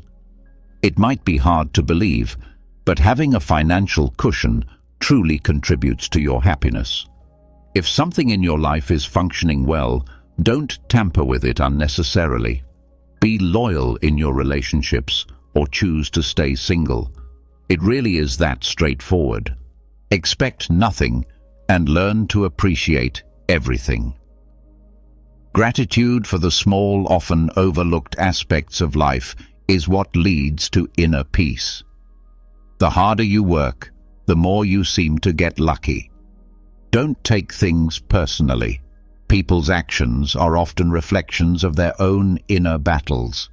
Forgive easily and be understanding, but don't allow yourself to be taken for a fool. Don't say maybe when you really want to say no. When someone shows you who they are, believe them the first time. Your self-respect must always outweigh your emotions. Don't let success inflate your ego or failure shatter your spirit. Discipline is the highest form of self-respect. If you're a generous person, know your limits, because others often won't respect them. Don't waste energy explaining yourself to people who have already made up their minds. They'll only hear what aligns with their perceptions. Accept constructive criticism, but never tolerate disrespect. If there's something you truly want, don't give up. Waiting is hard, but living with regret is harder. When you're angry, remain silent until your emotions settle. In life, you always have 3 choices: watch things happen, make them happen, or be confused about what just happened. Stay strong, even when it feels like everything is falling apart. People will judge you no matter what, so be true to yourself. You don't have to win every argument. Sometimes, agreeing to disagree is the wiser path. Live with no regrets, just lessons. Don't worry, just accept. Let go of expectations and embrace gratitude. Life is fleeting. The calmer your mind, the clearer your thoughts. The more genuine interest you show in others, the more engaging you will seem to them. If you never allow yourself to fall, you're just slipping through life. Hatred is a curse. It doesn't wound the one it's directed at, but it deeply harms the one who carries it. Let go of resentment like it's poison. We suffer more from our imagined fears than from actual reality. People evolve. Love can hurt. Friends might walk away. Life may not always go as planned, but it continues. So must you. Learn to say no without guilt. Explain your boundaries when needed and strive to be a good person, but don't waste your time proving it. Share your dreams sparingly, especially not with everyone you call a friend. Trust carefully. Keep your goals private until they are achieved. If you want to be seen as trustworthy, be honest. No one will care about your aspirations the way you do. You are the only person responsible for bringing them to life. Let go of past pain, but never forget the lessons they brought you. Controlling others may seem like power, but true strength lies in mastering yourself. Even the kindest souls have their limits. The path you choose matters more than how fast you're going. Control your thoughts, or they'll control you. Keep your personal life private. Discretion is strength. Don't make life-altering decisions when you're overwhelmed by fleeting emotions. To reach your highest self, you must first be capable of enduring the lowest points. As long as you're breathing, there's no obstacle you can't outlast. Thinking you're always right leaves no room for growth. Be patient. The best moments often arrive unannounced. Never regret any day. Good ones bring happiness, bad ones teach you, the worst days offer wisdom, and the best give memories. Life is a single, irreplaceable opportunity. Use it wisely. Be authentically yourself. Not everyone has to like you, and that's perfectly okay. Free yourself from the pressure to follow society's advice. Many don't even know what they're doing themselves. It might hurt at first, but eventually it makes you stronger. It's okay to walk certain paths alone. Your goals are personal and sacred. The family you build can be even more meaningful than the one you were born into. Life is short. Live it fully. Love is rare. Embrace it when it comes. Anger is harmful. Face it honestly. Moments of sweetness. Cherish them deeply. Missing someone doesn't necessarily mean they belong in your life. Sometimes missing is just part of healing. As you age, attend as many funerals as your heart can handle and listen to what people say. They rarely speak of accomplishments. Instead, they remember the kind of person someone was during their lifetime. Make sure you have at least one person who offers honest feedback. Be kind, generous, and gracious, but don't let others take advantage. Clinging too tightly to anything will only bring anxiety. Life doesn't unfold the way we want just because we wish it to. Pay attention to people's actions more than their words. Don't react with immediate anger. Let time settle your thoughts before responding. Words spoken in rage can't be undone. Keep your privacy sacred. There's no use regretting the past. You did your best with the knowledge you had at the time. People will see you for who you are, not who you needed them to be. Don't jump to conclusions. Be perceptive and give others time to reveal their true character. Never underestimate contempt. It can be deeply damaging. If someone consistently belittles or talks down to you, whether socially or professionally, remove them from your life. Never lend money unless you can afford to lose it. Borrowing may last days, but recovering it from careless hands can take years. Solve your problems before discussing them with others, especially friends. No matter how tough it gets, don't expose your weaknesses to those who might use them against you. People often enjoy watching others stumble. Don't give them that pleasure. Listen closely to those who tell you uncomfortable truths. Avoid the trap of self-pity. It's dangerously consuming.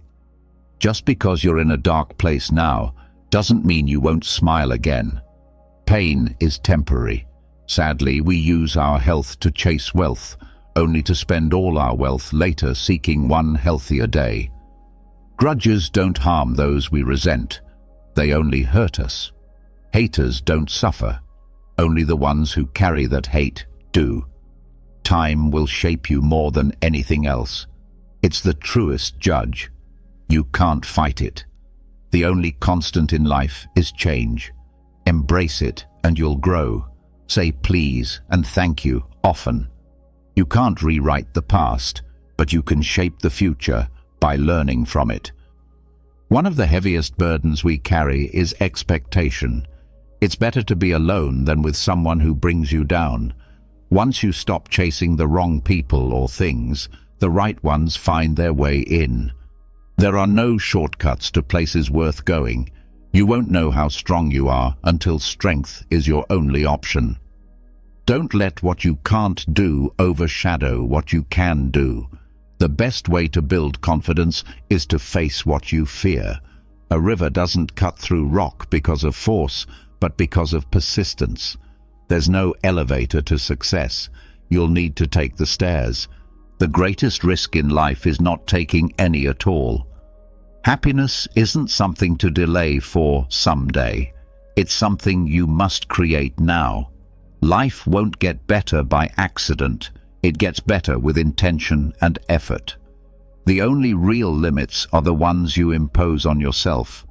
A small act of prevention is worth more than any cure. Focus on what you can influence and release what you can't. Take time to savor life's simple pleasures. Within them often lies our deepest joy. Give without expecting anything back. The only time you should look back is to see how far you've come. You can't live a positive life with a mind trapped in negativity. Doubt kills far more dreams than failure ever will. When life puts you under pressure, remember that even diamonds are made that way. If you're feeling exhausted, don't quit. Rest instead. Don't let yesterday's shadows dim the light of tomorrow. Never delay your joy waiting for a perfect moment. Tomorrow isn't promised. The first step to moving forward in life is deciding that you are no longer willing to remain in the same place. Rather than chasing after people, particularly women, focus on your personal growth, values, and cultivating kindness. The right person will come into your life at the right time without the need to chase after them. Never lower your head in defeat. Instead, keep it held high and face the world with confidence. The true measure of a man's character is revealed by what he does when no one is watching. You don't need to win every argument. Sometimes it's more important to simply agree to disagree. Make the decision to spend time with older individuals whose wisdom and life experiences are invaluable. Keep your circle small and maintain a private life, for peace of mind often comes with solitude. It's important to recognize that sometimes we create our own disappointments through the expectations we place on others. It's okay to make mistakes because they are a sign that you are trying. Remember, it's not things that should matter most to you, but people. And even the smallest lie can destroy the biggest trust. Be kind and generous, not because you expect something in return, but because it reflects the goodness within you. Embrace solitude as it provides time for self-reflection and personal growth. Trust is something not everyone will earn, and it's important to acknowledge that not everyone will be trustworthy. Don't shy away from expressing your feelings, as vulnerability is a sign of strength. Rejection is part of life, and learning to handle it with grace is essential. Remember, it's just a bad day, not a bad life, and things will improve in time. Be careful not to overthink or trust too much. Loving too deeply can lead to disappointment, and while you may face disappointments many times, how you respond is what truly matters. Never allow anyone to make you feel undeserving of what you want in life. Do what is right for you, even if it means hurting someone you love. The days that break you are often the ones that push you to grow the most. Time waits for no one. It simply urges you to either catch up or stay behind. Never allow a relationship to damage your mental health, and remember that your happiness cannot depend on others. Being overly kind to the point of self-sacrifice will eventually break you. Trust yourself, as you have already overcome many challenges, and you will continue to do so. Comfort often weakens you mentally, and sometimes loneliness is the price you pay for growth. You are who you are, and you don't need anyone's approval to live your life. Learn more from what people do, rather than just listening to what they say. Don't expect anything from anyone, as this will save you from disappointment. Take advantage of every opportunity, because regrets often come from the chances we didn't take. If you can dream it, you can achieve it. Stop oversharing with others, as everyone comes into your life for a reason, but if they are meant to stay, they will. Your past is never a mistake if you've learned from it. When someone avoids you, respect their space and move on. People may forget what you said or did, but they will never forget how you made them feel. Some people are destined to cross your path, but are not meant to stay forever. The direction you're heading in is more important than how fast you're moving.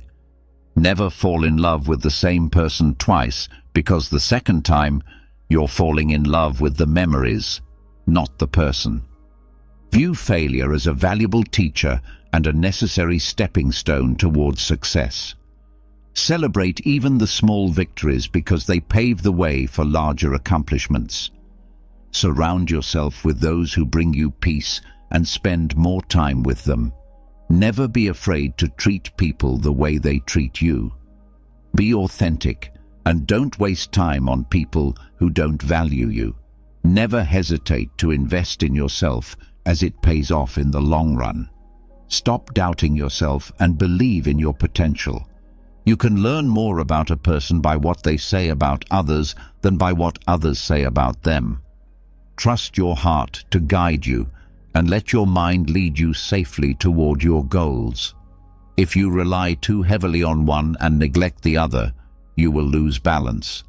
Life is a one-time experience, so do what makes you happy. You can't achieve great things if you're distracted by trivial matters. Remember that 5 years ago, you dreamed of being where you are today. Not everyone needs to be your friend, and that's perfectly okay. You don't always have to be on the move, doing something all the time.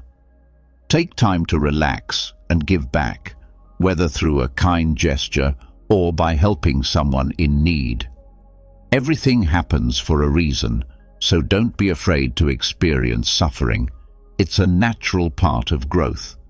Don't sacrifice your health to make money, as you'll likely end up spending that money trying to recover your health. Be kind to others, but don't allow them to take advantage of your generosity. Your efforts are never wasted, even if others don't appreciate them. How others perceive you is not nearly as important as how you view yourself. To live like a king, you must work tirelessly toward your goals. Everything you need will come to you at the right time, so trust the process. You entered this world alone, and you will leave it alone. Therefore, remember that you have the strength to achieve the impossible by relying on your own determination and perseverance. Expect lies, for they are part of life. In the end, you'll likely regret more the things you didn't do than those you did. Things do not bring happiness, experiences do. Stay silent in moments of happiness and also in moments of sadness, for both can be fleeting. Stop comparing yourself to others who may have started their journeys earlier. Focus on your own path, for you cannot change the beginning, but you can start right now and alter the end. If you waste money, you can always earn it back. But if you miss an opportunity, it may never return. Live with open eyes, ears, and heart, because strong people tend to be simple. You spend your first 20 years worrying about what others think of you, your next 20 swearing you no longer care, and then you realize, in your later years, that others are not thinking about you as much as you once believed. Never reveal your weaknesses to others. Always strive to showcase your best qualities, and never let your enemies see you at your lowest. Time passes swiftly. One day you're 30, and the next you're 50. Plan now how you want the rest of your life to unfold. Excellence is not a gift. It is a skill that requires practice. We don't perform excellently because we are inherently excellent. We achieve excellence by consistently acting with intention, effort, and intelligence. Our choices, not chance, determine our destiny. Friendship is a quick bond, but true friendship is something that matures over time. Happiness is the ultimate goal of life, the meaning and purpose behind our existence. A friend to all is often a friend to none. Patience may be bitter in the moment, but its fruits are sweet for those who learn to endure. Parents who educate their children well deserve greater honor than those who simply gave them life, for it is education that shapes the future. Music and the arts provide the keys to understanding life as they touch the deepest parts of our souls. Poets, though sometimes unaware of their own understanding, express what cannot be said plainly. To know oneself is the beginning of all wisdom, and an educated mind can entertain different thoughts without immediately accepting them. True friendship is when two souls are intertwined in understanding and trust. Educating the heart alongside the mind is what truly constitutes an education. Hope is the waking dream that drives us forward, for no great mind has existed without a touch of madness. Happiness is within our control, and while anyone can become angry, true mastery of emotion is being able to direct it toward the right person at the right time and for the right reason. Excellence is never a result of accident. It is the culmination of intention, effort, and intelligent choices. Friends may come easily, but true friendship requires time. Patience, though hard to cultivate, yields sweet rewards for those who persist. The most worthy individuals to honor are those who have educated and nurtured you, for it is their wisdom that will carry you through life. Children, though given life by their parents, are more deserving of our respect and admiration because it is the mentors, the ones who teach them, who truly shape their future. Living well is often perceived as a struggle, but once a person conquers their fears, they will experience a profound sense of freedom. Those who seek knowledge, who strive to understand, and who take the time to impart that wisdom to others, are the ones who will experience true freedom and fulfillment. Educated individuals stand apart from the uneducated, just as the living stand apart from the dead. Trust should only be placed in one individual, for genuine trust is rare and hard-earned. I wish to see in you 3 things: the sorrow behind your smile, the love behind your anger, and the reasons behind your silence. If your absence doesn't make a difference to anyone, it suggests that you may never have truly mattered in their lives. Strive not for applause, but to work for a cause that is greater than yourself. Express yourself fully, not for the sake of impressing others, but because it is who you are. What occupies your thoughts will ultimately shape your reality. If challenges don't come your way, you'll remain unchanged. Be humble enough to admit when you're wrong and wise enough to remain silent when you're right. Understand that the moment you realize you deserve better, letting go will be the most empowering decision you can make. Always distinguish between what you are receiving and what you truly deserve. Never fear being different. Fear only the urge to outshine others for the wrong reasons. Respect is earned through honesty, trust through appreciation, and loyalty is something that is returned when you have been true to others. Remember, you must endure difficult days in order to fully appreciate the best ones. Every expert was once a beginner, and though the truth may cost nothing, a lie could cost you everything. Strength should be balanced by gentleness, for too much resistance can lead to breaking. A truly strong individual knows when to act with force and when to show restraint. The course of fortune and disaster often depends on knowing when to give up and when to persist. Those who lack the capacity to endure hardship are often the ones who face the greatest suffering. Sometimes, all we can do is endure our pain until the time comes when it can be healed or resolved.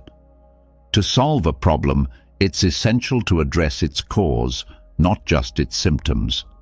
The highest form of knowledge is knowing that we don't know everything, while the greatest torment comes from thinking we know when we truly don't. True intelligence lies in understanding others, while wisdom is found in understanding oneself. Strength is about dominating others, but true power is about controlling oneself. A branch that is too rigid will break, and too much resistance ultimately leads to destruction. A strong person understands when to use force and when to give in, and they know that good fortune and disaster hinge on this delicate balance. Only that which is of no use to the empire is worthy of being discarded. At the center of yourself lies the answer. You know who you are and what you want. Life is a continuous series of natural and spontaneous changes. Resist not these changes, for doing so only brings sadness. Let reality be as it is, and allow things to flow naturally to their rightful place. Kindness in speech fosters trust. Kindness in thought creates depth, and kindness in action cultivates love. A mind preoccupied with concepts often prevents one from experiencing things directly. A person bound by concepts can never truly understand the essence of life. Trying to explain something like Zen is akin to trying to trap the wind in a box. Once you close the lid, the wind ceases to exist. Over time, it becomes stagnant air. Sometimes your circle of influence may shrink, but in doing so, you gain greater courage. One day, you'll wake up and realize that time has run out to do all the things you've always dreamed of. Don't wait. Do them now. There's only one thing worse than a hardened heart, and that's a soft head. True success doesn't come without effort. Compound interest grows the best rewards, just as persistence through adversity builds strength and character.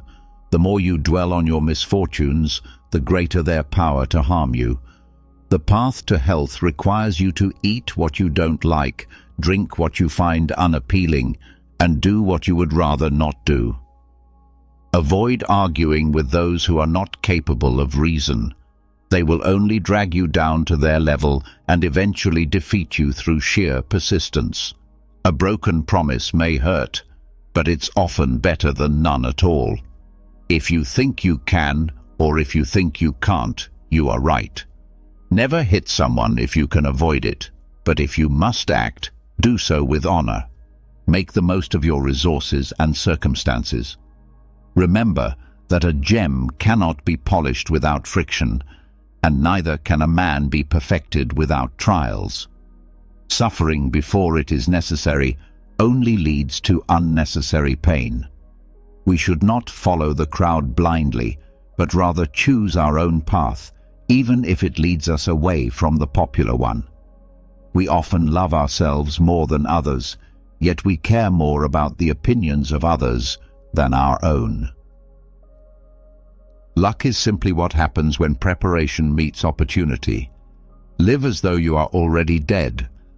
All that remains is how you live the present moment. Focus on now, for everything else is either in the past or unknown. If you are feeling alone, it may be because you have neglected yourself. Don't worry about who is by your side. Learn to rest, not to give up.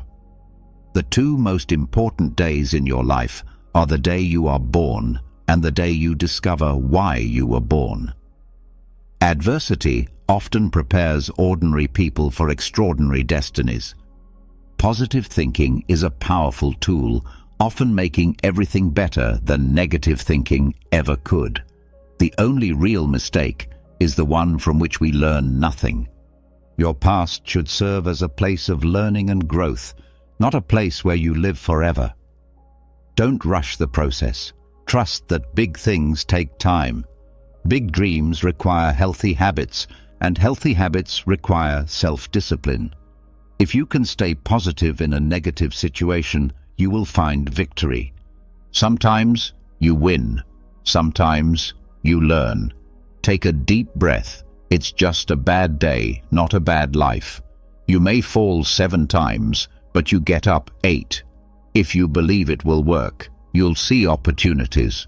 If you believe it won't, you'll only see obstacles. If you don't try, it will never happen. Don't give up on yourself. There's a reason why you began this journey toward becoming your best self. What you think in your mind becomes your reality. Making mistakes is better than pretending to be perfect.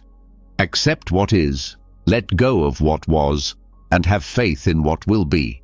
The calmer you are, the clearer your thoughts will be. The moment you want to give up is often when you need to push forward the most. Control your thoughts, or they will control you. Become a ghost. Forget about seeking attention and simply grow in private. 2 qualities define you: your patience when you have nothing, and your attitude when you have everything. Don't give up. Nothing lasts forever, not even pain. Keep things private until they're permanent. You only fail when you stop trying. You don't need more time. You need fewer distractions. Learn to value yourself above others. Tranquility comes when you let go of what is behind you, allowing you to focus on what lies ahead. To be your best, you must be prepared to face the worst. A goal without a plan is merely a wish. Life is about being yourself.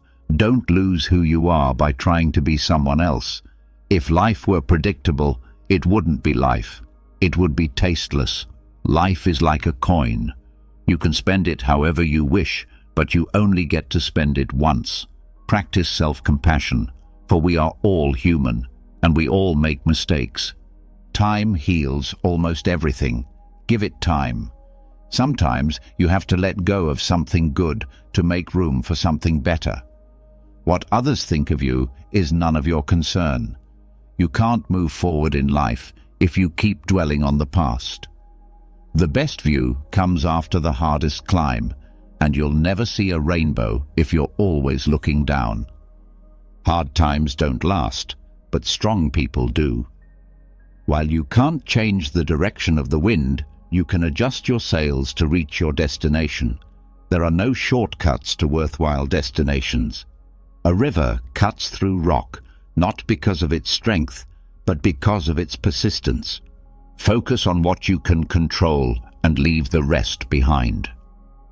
The only time you should look back is to see how far you've come. Doubt kills more dreams than failure ever will.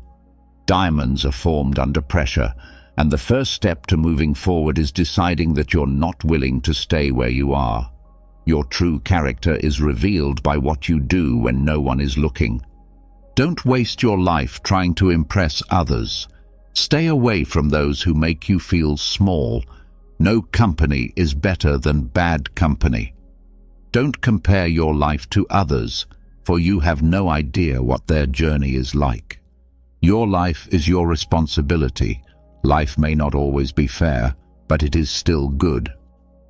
Those who are too afraid to take risks will never succeed in life. Do yourself a favor. Get rich in experiences, because life becomes easier when you have wealth, not time. To avoid disappointment, don't expect anything from anyone. Stress may be temporary, but the lessons it teaches last a lifetime. Keep moving forward, trust the process, and do it better next time.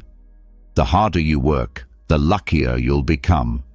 If you are generous, remember to learn your limits, because not everyone will share the same generosity. In life, you have 3 choices. You can see things happen, make things happen, or wonder what happened. Live with no regrets, only lessons learned. Practice acceptance, gratitude, and be at peace with life, for it is too short. The more you care for others, the more fascinating you will find yourself. Show interest, as we tend to suffer more from the imagination of things than from reality. It's true that people change. Love can be painful, friends may leave, and things can slip away. But remember that life continues. Don't reveal what you're working on until it's complete. Your hopes and dreams are yours alone, and only you have the power to make them come true. Forget the hurt, but never forget the lessons it taught you. Strength comes from dominating others, but true power lies in mastering yourself. The path you choose is far more important than how fast you move along it. Never regret a day in your life. Good days bring happiness, bad days bring experience, the worst days bring lessons, and the best days bring memories. Life is fleeting, make the most of it. Love is complex and strange, hold on to it. Anger is destructive, let it go. Fear is paralyzing, face it. The people who are dear to you are precious, cherish them. Be cautious about relying too much on anyone in this world, for even your shadow will leave you in the dark. Never forget that some of your greatest moments have not yet occurred. Bad habits are like a comfortable bed, easy to fall into, but hard to escape. No one is truly too busy. It's all about priorities. If something makes you happy, keep it to yourself. Be careful with whom you place your trust, as some may seem sweet on the surface, but hide hidden motives. Time always reveals how much you mean to others. Stay calm. You've faced challenges before, and you'll overcome them again. If people treat you as an option, then leave them as a choice. Value experiences over possessions, for memories are the true treasures of life. Focus on those who love you and ignore those who don't. Your vision might blur at times, but it will clear up with time. Take care of your body. Your health is another form of wealth. Your mind is both your strongest ally and your worst enemy. Training yourself is more beneficial than the countless attempts of a beginner. In politics, we tend to think that anyone who knows how to win votes can effectively govern. But that's not always the case. When we're sick, we don't look for the most handsome or eloquent doctor. We seek the best treatment. Honor men more than the truth. There are two things you should never let anger consume you over: what you can control and what you cannot. When others speak badly of you, live your life in such a way that no one will believe them. The beginning of any endeavor is the most important part. Ask yourself, are we awake, or are all our thoughts just dreams? The purpose of education is to help us love the beauty of knowledge. A house with a library has a soul. Necessity is the mother of invention. Those who can see beyond the shadows and lies of their culture will often never be understood, let alone believed, by the masses. Death is not the worst thing that can happen to a person. Wealth is truly found in living contentedly with little. When physical exercise is obligatory, it does not harm the body, but knowledge gained through forceful means doesn't stick to the mind. Beauty is truly in the eye of the beholder, and many people will dislike you, especially if they see you as a competitor. Always listen to your instincts. They will reveal truths you wouldn't expect. Rule your life with your mind, not your emotions. Every bad decision we've made in life was more emotionally driven than rational. Trusting yourself is a virtue. Life isn't about having good cards. It's about playing a bad hand well. Thousands of candles can be lit from a single flame, and your life will not be shortened by sharing happiness.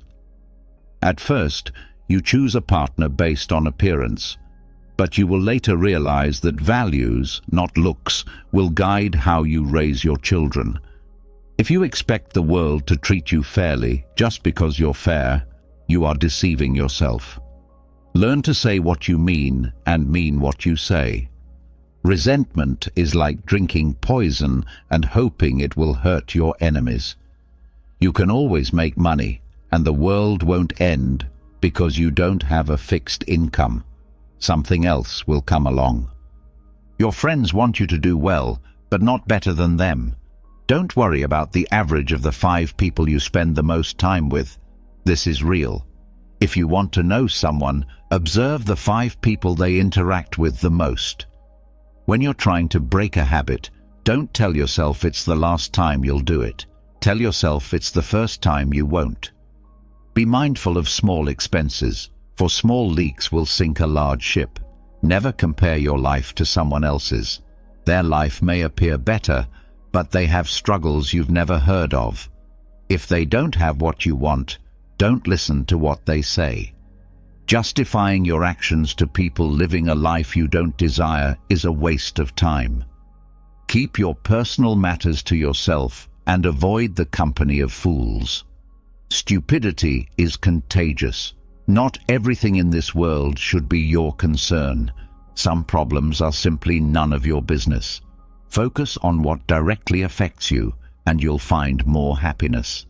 Your worth is not defined by someone else's failure to recognize it. Life can only be understood looking backward, but we must live it moving forward. Don't ignore problems that you see on the horizon. Foresight is a gift, so don't waste it. He who laughs at himself will never run out of things to laugh about. Decision-making, like coffee, needs time to cool down. Don't judge a day by the harvest, but by the seeds you plant. Every failure brings with it the experience to do better next time. Pay attention to those who say they love you, as they might not always mean it. They might just be using you. Trust your instincts, especially when it comes to decisions. You spend all your health to acquire wealth, then spend all your wealth to regain your health. Those who say you can't achieve something are usually just afraid of you doing it. Be cautious about who you call your friends. Sometimes 4 trustworthy people are worth more than 100 who aren't. Don't feel pressured to conform. Keep moving forward. The feeling will pass, and you'll remain. Lower your expectations, as high expectations of yourself and others often lead to chronic dissatisfaction. The problems your friends face will eventually become your own. The smaller your social circle, the fewer problems you'll have. Today, you are the oldest you've ever been and the youngest you'll ever be again. What begins in anger often ends in shame. Don't set yourself on fire to keep others warm. The only true error is one from which you learn nothing. Success is 5% intelligence and 95% consistency. Learn to be self-sufficient, for independence and resourcefulness are vital. People tend to stay in one place because of what they value. A ship in a harbor is safe, but that's not what ships are built for. People are good at keeping secrets, but you don't always know everyone's true nature. Some teach you about love and support, while others teach you what to avoid. Not everyone wants to see you succeed, and some will go to great lengths to see you fail. If people were to feel the pain they've caused you, you would lose the strength you've gained. Don't fear the shadow. It only means there's light nearby. If you want to get rich, focus on saving as much as earning. Stop worrying about what others think. When you laugh, people laugh with you. When you cry, it's only when you try to please everyone that you end up pleasing no one. Be yourself. Others are already taken. It's possible to make mistakes and still lose. That's not weakness, it's life. Don't reveal your thoughts or knowledge too openly. Keep some secrets, because today's friend could be tomorrow's enemy. A busy person is rarely visited by idle friends, and flies don't land in boiling pots. Don't get caught up in regrets. No one is perfect. Don't pursue happiness, just stay positive, and joy will follow. Stop trying to please everyone. You need enemies to succeed. Without them, you wouldn't take their advice or criticism. Everyone falls, but it's in getting up that we learn to walk. You're not a product of your circumstances, but of your decisions. Focus on yourself. People come and go, and you don't always notice your progress because you're constantly raising the bar. There are two wolves inside all of us, one bad, one good. Which one will win? The one you feed. Loneliness is the price of personal growth. Judgment is inevitable, so embrace it, no matter the outcome. Don't live to impress others, live to impress yourself. Comparison steals joy, so focus on your own path. Never be so kind that you forget to be clever, and never be so clever that you forget kindness. If you don't control your mind, someone else will. Luck is when preparation meets opportunity. Complaining and lamenting never lead to results. Life's challenges aren't there to paralyze you, but to reveal who you really are. Sacrificing your progress for a friend may not be reciprocated if the roles were reversed. Never compare your life to another's. You don't know their journey. People will forget what you said and what you did, but they will always remember how you made them feel. People lie most during elections, wars, or after a hunt. The more you like yourself, the less you'll need others. If you want something you've never had, you have to do something you've never done. Walk away from people who make you feel alone. No company is better than bad company. Write your sad moments in the sand, but your happy ones in stone. Be kind, but don't let people take advantage of you. The world doesn't care about your potential. It cares about what you've done. You're not responsible for the first thought that crosses your mind, but you are responsible for the second. Those who have a reason to live can endure almost anything. Never underestimate the power of foolish people. Don't wait. Knowledge begins with knowing a tomato is a fruit, but wisdom is knowing not to put it in a fruit salad. Circumstances may shape you, but they do not define you. You are here for a reason, even if you don't fully understand it yet. Patience is essential, and being grateful for life's small blessings is vital.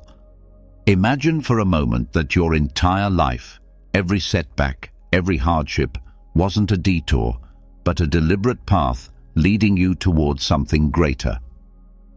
Now, I get it. That might sound like one of those motivational phrases you scroll past without a second thought.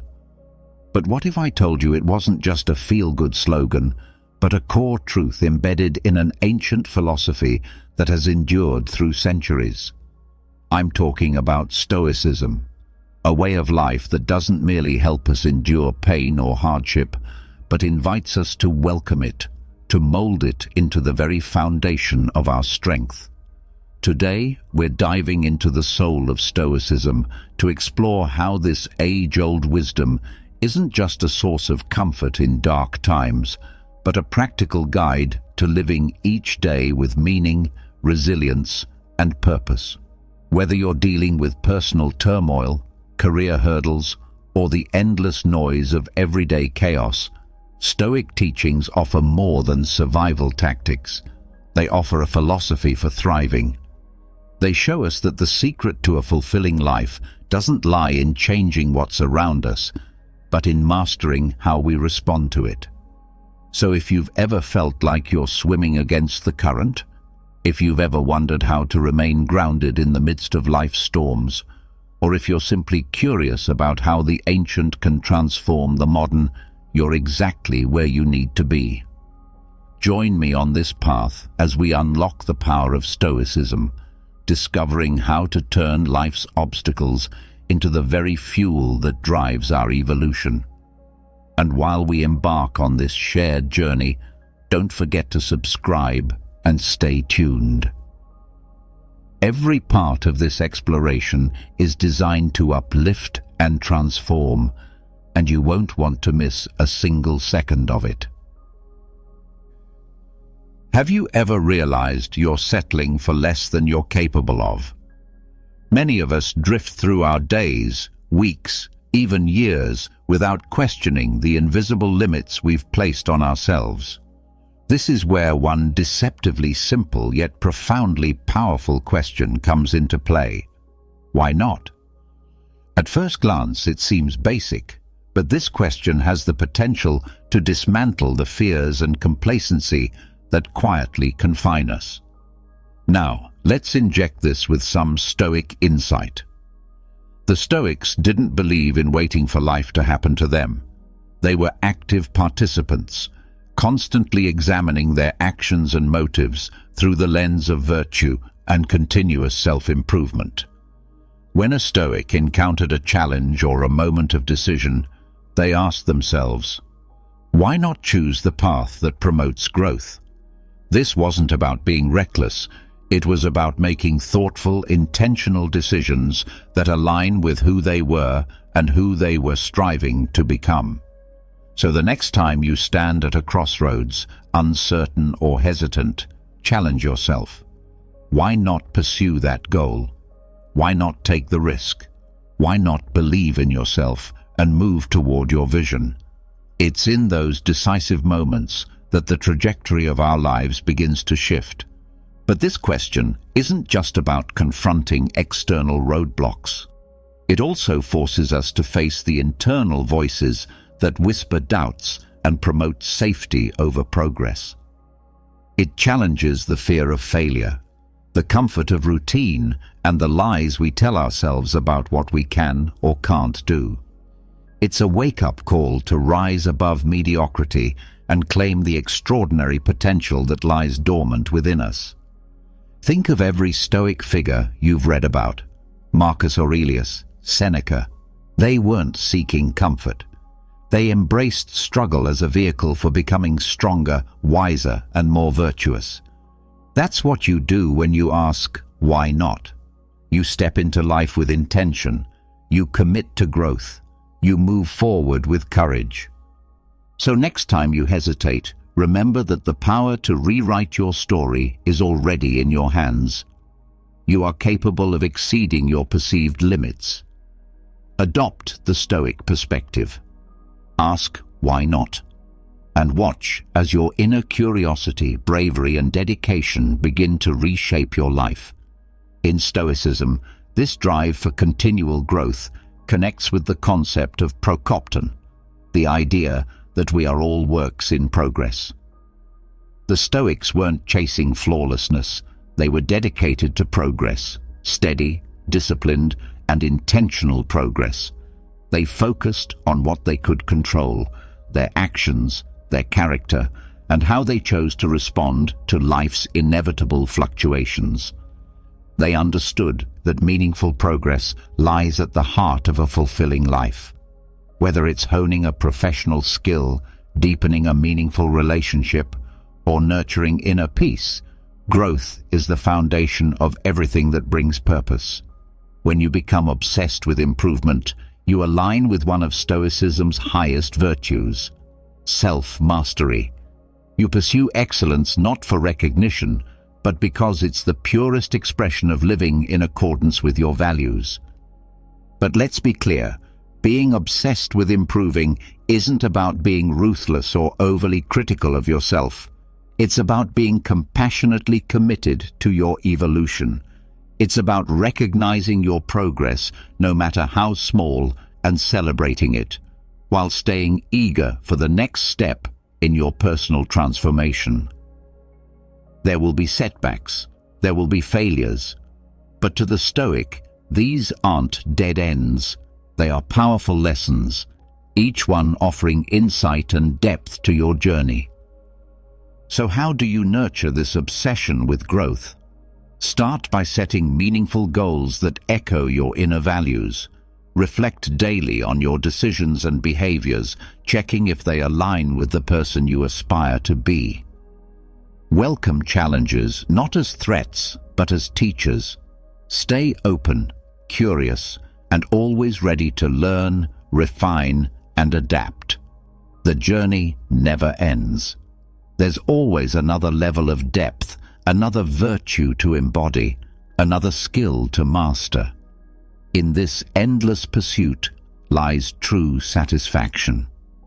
So let's embrace this passion for growth, not as a destination, but as a lifestyle. As we walk this path together, let's uplift each other, aiming ever higher living each day with purpose, courage, and an unstoppable desire to evolve. The Stoics are celebrated for their resilience, their unwavering resolve, and their deep dedication to living a principled life. When they committed to something, they poured their entire soul into it. Not for praise or applause, but because they knew that this total engagement, this giving everything they had, was what gave their actions meaning. They didn't half-heartedly approach their lives. They gave it their all, understanding that the true value of effort lies not in the result, but in the wholehearted intention behind it. Giving it your all means devoting your energy, attention, and heart to whatever you're doing. It means waking up each day and choosing to live with direction and clarity, rather than drifting through the motions. It means not just dreaming about a better life, but making bold moves that bring it into being, even when uncertainty looms. But this idea of giving your all isn't only about outward action. It's about the way you carry yourself in everything you do. It's about showing up with sincerity and integrity in your work, your relationships, and your personal journey. It's about being fully present, deeply engaged, and intentional with how you live your life. And when the road gets tough, as it inevitably will, it's about standing firm in the face of adversity, drawing from your inner strength to keep going. So how do you live this principle? Begin by getting crystal clear on what truly matters to you. Identify your deepest values, your most important goals, and the passions that light you up. Then, commit to them with all your being. Hold yourself to a high standard, not because you feel pressured to, but because you want to live in alignment with your truest self. Understand that giving it your all isn't a one-time push. It's a daily commitment, a way of being.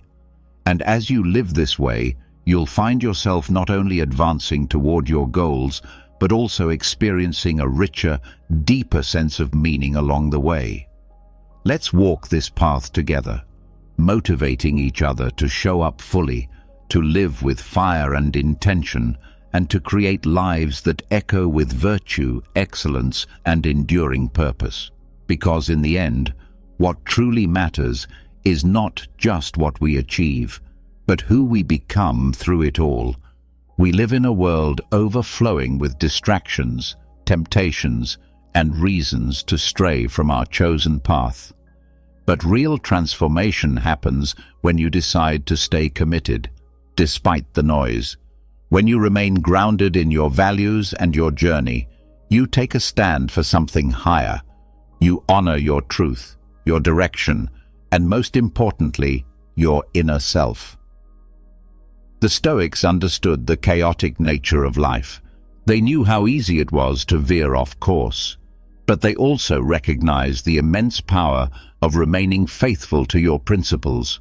For them, staying on the path wasn't just a matter of achieving goals, it was a reflection of character, of integrity. So what does staying on your path look like for you? It means getting clear on your purpose, knowing what you value, what you're working toward, and what kind of person you are becoming. It means fixing your eyes on your internal North Star and letting it guide you through life's storms. But, and this is vital, staying the course doesn't mean becoming rigid or unmoving. Life is fluid, unpredictable.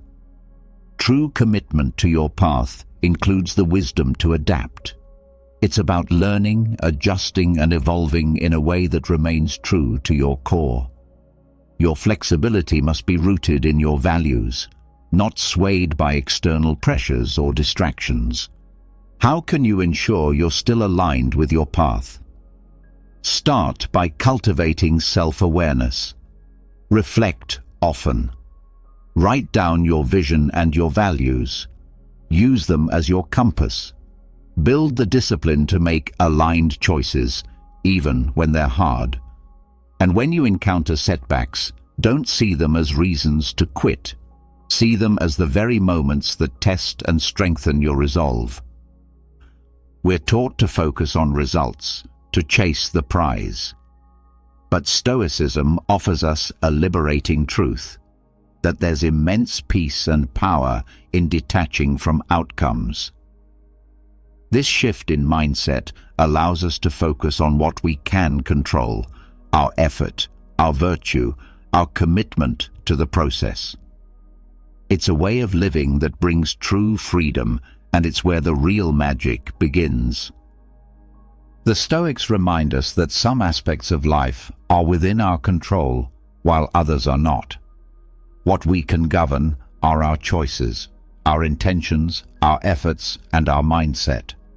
But the results of those efforts often depend on external factors that we simply can't influence. When we become overly attached to outcomes, we open ourselves up to disappointment, frustration, and even despair because we're grasping at something beyond our reach. So what does it actually mean to take the focus off the results? It means committing yourself completely to whatever you're doing, whether it's a work assignment, a personal ambition, or a meaningful relationship, and doing it wholeheartedly. It's about immersing yourself in the process, tackling its challenges, and embracing the lessons it offers, without becoming emotionally tethered to how things turn out. Think about the freedom that comes from engaging in your work with passion and care, not for the sake of rewards, applause, or external success, but because you genuinely believe in what you're doing. That's the core of Stoic wisdom, discovering fulfillment and meaning in your actions themselves, not merely in their consequences. Now, that doesn't mean you should stop caring about success or abandon your goals. Rather, it invites you to redefine what success actually means. It's about evaluating yourself by your actions and your character.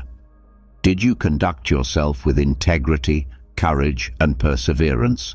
Did you grow through the experience? In the Stoic philosophy, these are the true indicators of a successful life. To adopt this mindset in your everyday life, start by revisiting your core values and identifying the person you aspire to be. Let these values guide your goals, focusing more on who you're becoming and what you're doing, rather than what you're hoping to receive in return. When you start feeling anxious or fixated on outcomes, gently remind yourself of what's within your control, your mindset, and your actions, and redirect your energy back to those. Picture your life as a mirror that reflects not only what you present to the world, but also the essence of who you are on the inside. If your inner world is full of fear, negativity, or resentment, those elements will inevitably color your experiences and relationships. On the other hand, if you foster virtues like kindness, strength, and honesty, those qualities will naturally radiate outward, drawing in more positivity and connection. The Stoics emphasized building a strong inner character because they understood this was the true cornerstone of a meaningful life.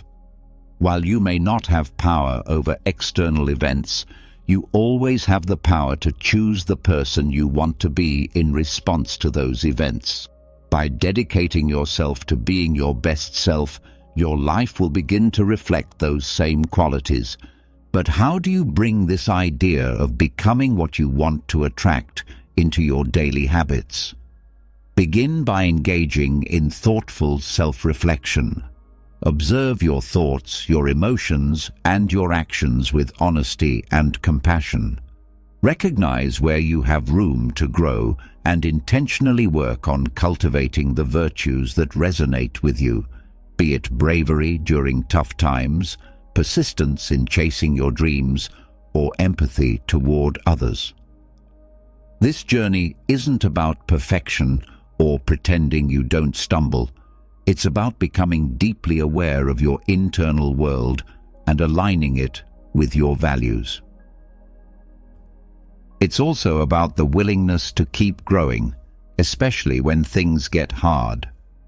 And when you make mistakes, as everyone does, it's about having the humility to learn and the strength to continue improving. Embracing this Stoic teaching gives you the power to shape your own reality. While you can't dictate what happens to you, you have immense influence over how you respond. As you align your inner world with your highest ideals, you'll find that the outer world begins to reflect that same harmony and depth. Now think back on the challenges you've encountered in your life. We've all had them, some minor annoyances, others life-altering hardships. The natural reaction might be to feel discouraged, frustrated, or even hopeless. But what if you could see those obstacles differently, not as roadblocks, but as opportunities in disguise? This is a central insight in Stoic thought. The Stoics didn't deny the reality of suffering. They acknowledged that life can be painful and difficult. Yet they also believed that within every hardship lies a chance for growth, a lesson that can lead to something greater. The way we react to obstacles shapes our experience far more than the obstacles themselves. By choosing to view each challenge as a chance to learn and grow, we move from being passive victims of circumstance to becoming proactive agents of transformation. So how can you bring this belief into your everyday life? Start by changing how you look at problems.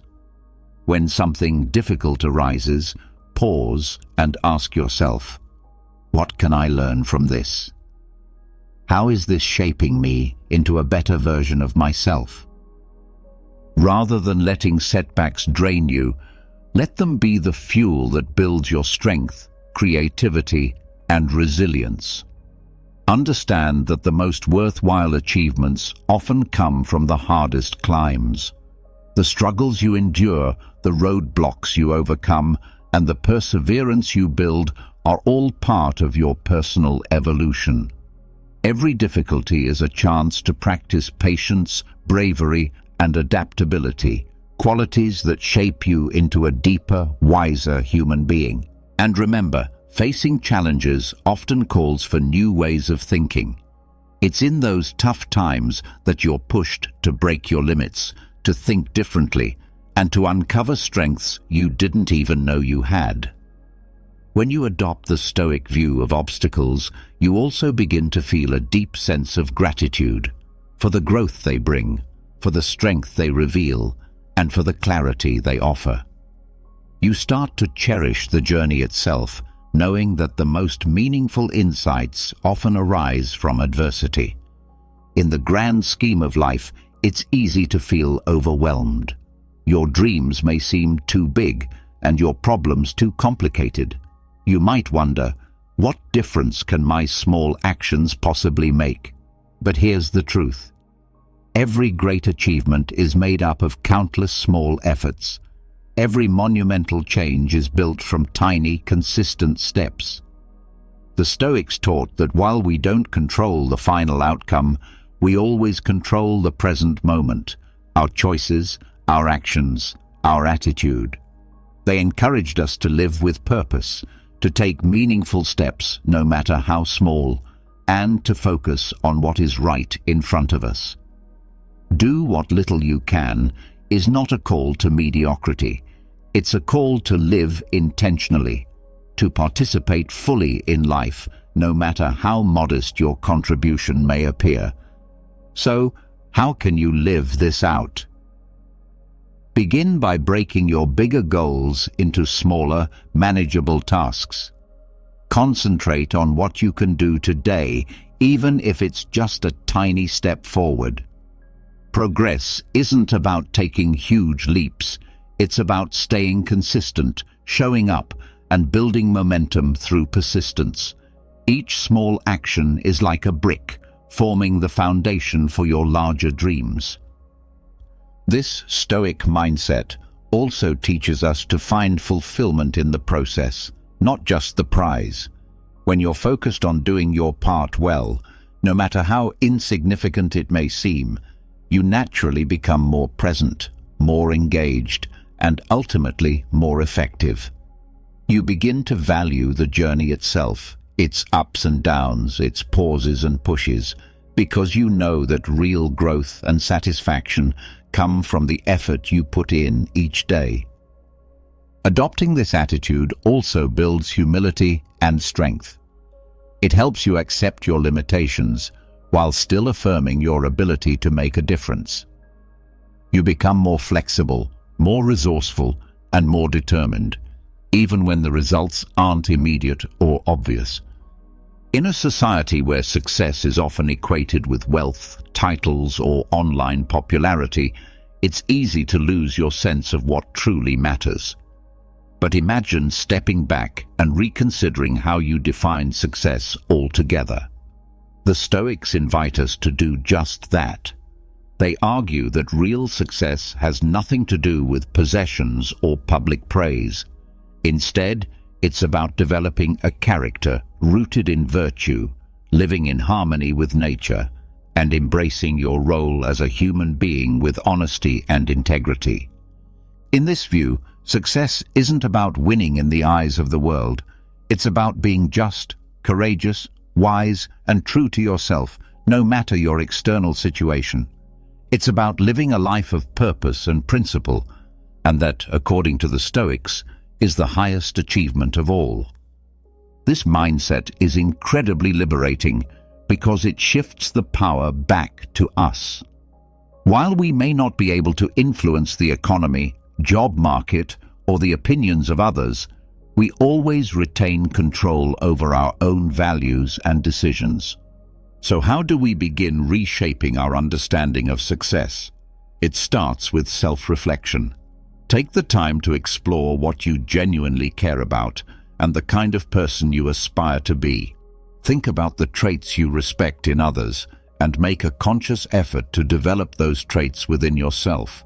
Set goals that align with your values and emphasize personal growth and the positive impact you can have on others. Changing how we define success also involves appreciating the journey, not just the destination. Learn to celebrate your efforts, perseverance, and small victories, even if they don't lead to immediate results. Remember, according to Stoic philosophy, real success is just as much about how you handle obstacles and hardships as it is about reaching your objectives. It's about staying grounded in your principles and maintaining inner peace no matter what's happening around you. Redefining success in this way can also bring deeper fulfillment and joy. When you stop chasing validation from the outside world, you free yourself to focus on what truly brings you peace and satisfaction. You may find that a life rooted in virtue and meaningful action is far more rewarding than one built on outward accomplishments alone. In today's culture, where approval from others is often mistaken for success, it's easy to forget who we are and what truly drives us. We get caught up in seeking validation, trying to be liked, admired, or accepted. But Stoicism offers a powerful remedy for this outward focus. It teaches that our worth and our decisions should be grounded in our internal values and virtues, not in the constantly shifting opinions of the crowd. The Stoics warn us that constantly seeking approval can become a form of bondage. When we tie our sense of self to how others perceive us, we give away our freedom. We start adjusting our actions and self-worth based on their reactions. But once we release ourselves from this need for approval, we discover a deep sense of freedom and authenticity. We begin living in accordance with our true values, doing what we know is right and meaningful, regardless of whether it earns us recognition or applause. So how do we begin to separate our actions from the desire to be liked? It begins with self-awareness. We must look inward and ask ourselves why we do what we do, whether we're acting out of genuine conviction or out of a need to please others. This level of introspection isn't always easy, but it's essential for living authentically. Next, we must develop confidence in our own decisions and reasoning. The Stoics emphasize that wisdom and rational thought should guide our actions. When we make choices based on reason and moral clarity, we become less reliant on others' opinions. We can stand firm in our decisions even when they're unpopular or misunderstood, because we know they're rooted in what we believe to be right. We also need to accept that not everyone will like us, and that's perfectly okay. In fact, it's normal. Every person has their own beliefs, preferences, and experiences. It's impossible to please everyone, and trying to do so would mean constantly bending ourselves to fit into other people's molds, losing our own identity in the process. Instead, we should focus on being real and consistent with who we are. When we live authentically, we attract people who truly respect us and share our values. And even when we encounter rejection or criticism, we can take comfort in the knowledge that we're staying true to ourselves and living according to our Stoic ideals. In a world that constantly pulls at our time, attention, and energy, learning to say no is an essential skill.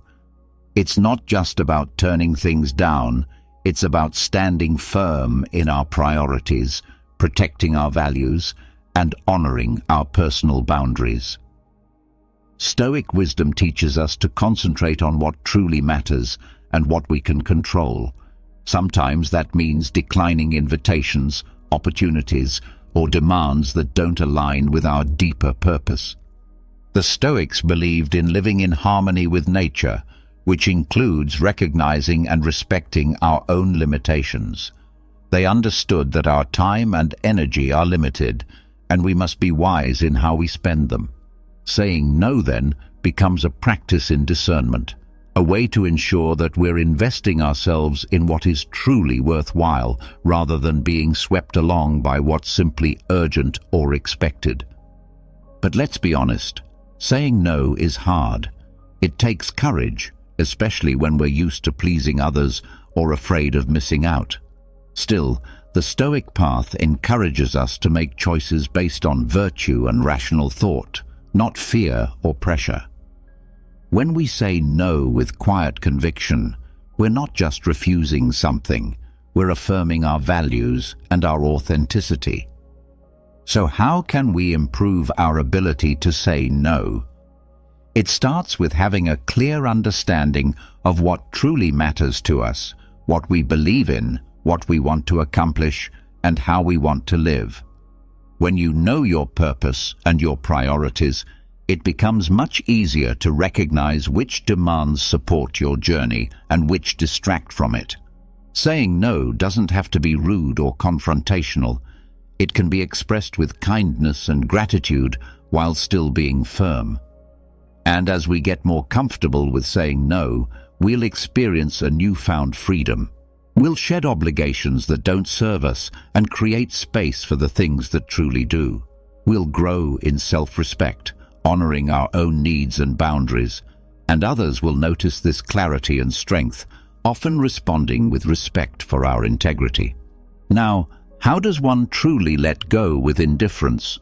It's about learning to deeply understand and accept the difference between what's in our control and what isn't. We can control our efforts, our mindset, and our character, but we can't control how things turn out, what others do, or what fate has in store. Once we internalize this truth, we begin to let go of frustration, worry, and disappointment that stem from clinging to things beyond our reach. But letting go with indifference doesn't mean becoming apathetic or uncaring. It means caring wisely, focusing our attention and energy on what genuinely belongs to us, and calmly accepting everything else. It's about giving our best to the present moment and detaching from the outcome.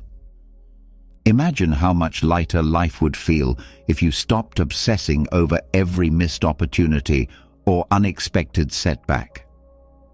What if you could resist being pulled into every bit of drama that has nothing to do with your core values or responsibilities?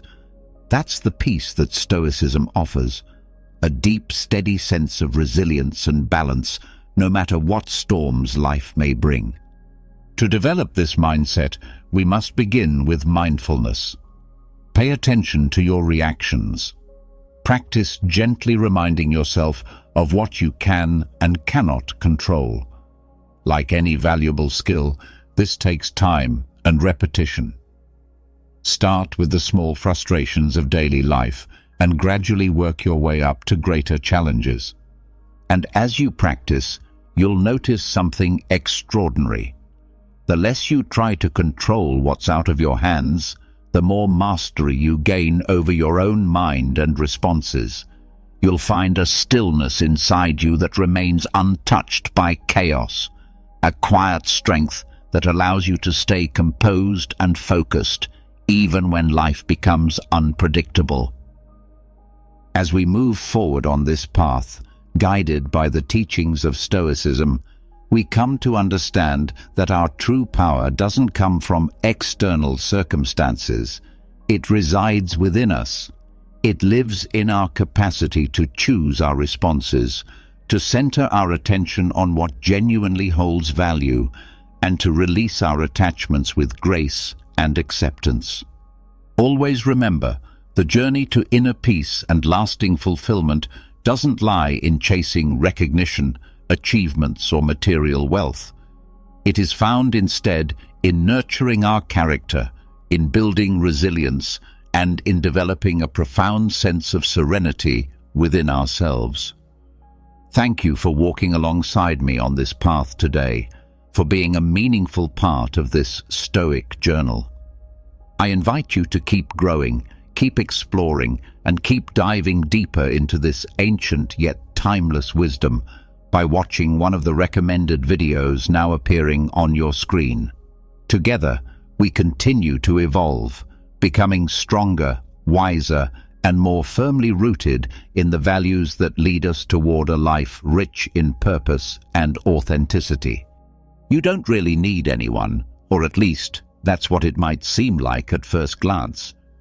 Yes, friend, it may sound like a bold or even controversial statement in today's world, which is deeply immersed in social media, constant external validation, and a profound fear of loneliness. Yet, Stoic philosophy offers some valuable wisdom to counter this. You are enough as you are, your virtues, your flaws, and even those nagging doubts that sometimes keep you awake at night. The truth is, you don't need a partner to complete you, a friend to cheer you on, or an influencer on Instagram to guide your life. Everything required for your happiness is already within you. The challenge is learning how to be your own best companion. And though this journey may not be easy, it is certainly worth undertaking. In this video, I will share 10 lessons that will help you release the burden of depending on others. Along the way, you will discover how to become your own best ally, because once you master this, you won't find yourself needing anyone. If you're ready to take the first step, stay tuned for the last lesson, as it will leave you truly speechless. But before we dive in, let me share a story to help you understand the depth of wisdom in this material. Once upon a time, there was a man named Arturo who worked as a mechanic in a small workshop in his city. Arturo was well known for his exceptional skill with tools, but he was also known for relying heavily on others to make important decisions in his life. He often turned to his friends and family for advice before taking any significant step. One day, the owner of the workshop assigned him a challenging task: to repair a classic car that had been abandoned for years. Arturo, accustomed to seeking help, called a more experienced colleague, but received no answer. Desperate, he scoured through online videos and manuals, but none seemed to offer a solution. Frustrated and feeling isolated, he sat in front of the car and asked himself, "What would I do if there was no one else to turn to?" He began to examine the car closely, drawing on the knowledge he had gathered over the years, and started experimenting with solutions. Slowly, with patience and persistence, Arturo identified the faults and began fixing them. After hours of trial and error, he successfully repaired the car, and when he presented it to the owner, the man was astonished. "I thought you'd need help to fix it, but you did it on your own. How did you manage?" the owner asked. Arturo smiled and replied, "I realized that the best advice I can get is the one that comes from myself. When you trust your own ability to solve problems, you discover you have more tools than you ever imagined." The moral of this story is simple yet profound. In life, learning to trust yourself and your ability to face challenges is the key to true independence. It's not about never needing anyone, but knowing that when everything else fails, you can always rely on yourself. Now, before we dive into the lessons, I invite you to subscribe and activate notifications to keep up with all the latest updates. Let's begin with the first lesson. Learn to be your own best company. Have you ever felt like you need someone else to complete you? Maybe you've thought that if you had more friends, a more understanding partner, or the perfect job, your life would be infinitely better. But what if I told you that the real key to happiness isn't found outside of you, but deep within? Yes, it might sound like something out of a motivational book, but let me explain. True emotional independence, the kind that doesn't rely on anyone or anything, is a superpower that we can all develop. You might spend your life looking for someone who can complete you, but the reality is, the only person you truly need to feel whole and happy is yourself. It's not easy, I understand, but if you commit to it, you'll build such a strong relationship with yourself that no one else will be able to offer you what you already give yourself. This isn't about having a superficial relationship where you just look in the mirror and tell yourself, "I'm amazing." I'm talking about a deep connection that goes beyond your successes, your failures, or what others think of you. The Stoics practiced emotional self-sufficiency, and they believed that we don't need to depend on external circumstances to feel good about ourselves. This doesn't mean you become a hermit, shutting yourself off from the world. Rather, it means that when life doesn't go as planned, you can maintain your peace and inner calm without falling into chaos. Think about it like falling off your bike. Instead of crying about the scrape, you get up, smile, and keep going. That ability to bounce back quickly and not let anything or anyone knock you off balance is a skill you can develop. The key to achieving this is learning to enjoy your own company. Imagine yourself as a plant. If you rely entirely on rain or others for your survival, there will be times when you go without and you'll wither. But if you learn to extract water from the earth and become self-sufficient, it doesn't matter if it rains or not, you'll keep growing. This is the essence of inner strength. Not that you don't need others, but that you no longer depend on them for your sense of completeness. The path to this is simple. Make peace with your solitude and use that time to really understand yourself, to discover what makes you happy when no one else is watching. As the Stoics taught, reflection and introspection are essential tools for finding inner peace. And yes, it sounds cliché, but when you can be content with yourself, everything else will fall into place. The real lesson here is that true peace and happiness stem from your ability to be self-sufficient. Once you master the art of being enough for yourself, you'll realize that you never needed anyone else to feel whole. This doesn't mean you won't enjoy the company of others, but you won't rely on them for your happiness. Emotional independence is a gift you can give yourself. It's not achieved overnight, but with patience and practice, you can live fully without depending on external factors. As Epictetus said, "He who does not depend on anyone becomes the master of himself." Now, Let's move on to the second lesson. Learn to say no. Have you ever felt like the weight of the world is on your shoulders? Like you're just a doormat for everyone to unload their problems onto? I'm sure you've been there, but the truth is, you don't have to keep being the person that everyone turns to for help. The key to breaking free from this is an incredibly simple yet powerful tool: learning to say no. Stoic philosophy teaches us something very basic but vital.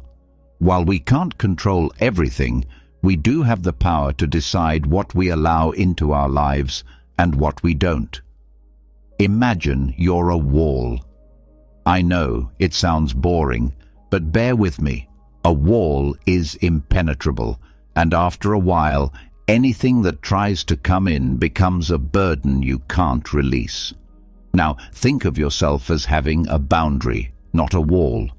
Boundaries are clearly defined, allowing what's necessary to pass through, but keeping out what doesn't serve you. It's not about isolating yourself from the world. It's about setting limits to protect your well-being. Saying no isn't about rejecting the person asking. It's about rejecting what they're asking for at that moment. It's about not compromising your peace to meet the expectations of others. You won't be less loved or more loved by saying no. In fact, by respecting yourself and your boundaries, you'll earn more respect from others. The next time someone asks you for something, ask yourself, is this really important to me? If the answer is no, then you don't have to do it. Don't complicate your response with excuses. Simply say, I can't do it right now, or it's not something I can do. People will ultimately respect your sincerity more than any well-crafted excuse. At the end of the day, it's up to you to decide who can cross your boundaries and who must remain outside them. This isn't about becoming unapproachable, but about safeguarding what truly matters: your time, energy, and peace of mind. The Stoics understood this well. Living with purpose and without being swayed by the external pressures that others place upon us is a courageous act. Begin today by practicing the art of saying no. And if someone criticizes you for it, remember that a wall doesn't change its shape because of what others say, but a boundary knows where it should stand. Seneca wisely said that freedom begins when you learn to set limits without feeling guilty. The power of self-esteem is a fragile thing. We often let ourselves be influenced by what others think of us. One comment, one look, and suddenly we're questioning ourselves. It's as if our self-worth becomes a house of cards, vulnerable to a single gust of wind. If you want to break free from this instability, it's time to build an unshakable self-esteem that doesn't collapse with the opinions of others. The Stoics provided us with the key to achieve this. We don't need anyone else to feel whole. Imagine standing in front of a mirror. This isn't just any mirror, but a magical one that reflects not just your appearance, but your thoughts. Do you see yourself for who you truly are? Or do you see yourself through the lens of how you wish others would see you? It's interesting how our self-esteem has become a distorted reflection shaped by external expectations, the gaze of others, their judgments, and the constant feedback from social media that tells us whether we are good or bad. It's difficult to remain calm when it feels as if the entire world has something to say about you. But what if I told you that true confidence has nothing to do with what others think of you? The Stoics knew this. Instead of clinging to the opinions of others like they were essential to our survival, they cultivated something far stronger: self-sufficiency. This ability to rely on oneself for validation is the foundation of unshakable self-esteem. To build this, there are a few crucial steps. The first is to accept your imperfection. Nobody is perfect, and if you think you can attain perfection, you are likely deceiving yourself. The Stoics knew this well. Perfection is a fantasy. Instead, it's about being wise in how we manage our emotions and reactions. The second step is to stop seeking external validation. If you're constantly searching for approval, you will find yourself stuck on a hamster wheel, running endlessly without ever reaching your destination. The Stoics practiced indifference to criticism, knowing that the only evaluation that truly matters is their own. When someone criticizes you, simply observe it and let their words slide off you like water over a stone. Another important step is to practice gratitude for yourself. If you are unable to recognize your own accomplishments, no one else will do it for you. Make space to thank yourself and celebrate your progress, no matter how small. Every step forward is a victory. Stoic philosophy emphasizes the importance of daily reflection, a kind of personal balance sheet where you are your own judge. You must become your own support system instead of relying on others to lift you up. Self-pity does not equate to complacency. It's about understanding that we all have low moments, but we are capable of rising above them without needing someone else to do it for us. When you achieve emotional independence, you realize that you do not need constant approval from others. Unbreakable self-esteem is not based on what others say about you, but on what you tell yourself. Learning to live without the constant need for external validation will make you freer, stronger, and more authentic. If you stop looking to others for what can only be found within, you will discover that you are more than enough just as you are. As Marcus Aurelius told us in his Meditations, true freedom begins when you stop seeking from others what only you can provide for yourself. Now, let's talk about when silence becomes your best advisor. Have you ever found yourself surrounded by noise, yet felt a deep emptiness? I'm not just referring to the constant hum of city life or the endless buzz of phone notifications. I'm talking about the internal noise that makes you feel as though you need more people, more opinions, more external validation. But what if I told you that everything you need is already right there in front of you, in that uncomfortable space you try to avoid? Silence. In its purest form, silence is often seen as a threat. It's the place where we face our own company, and like a mirror, it reflects our true selves. It can be terrifying to be alone with your thoughts, but it is precisely in these moments that clarity begins to appear. When the noise fades, we finally hear what we need to hear, what belongs to us, what truly matters. The Stoics, with their practical philosophy, understood that inner peace does not depend on external circumstances. We do not need constant external support or an avalanche of words to feel validated.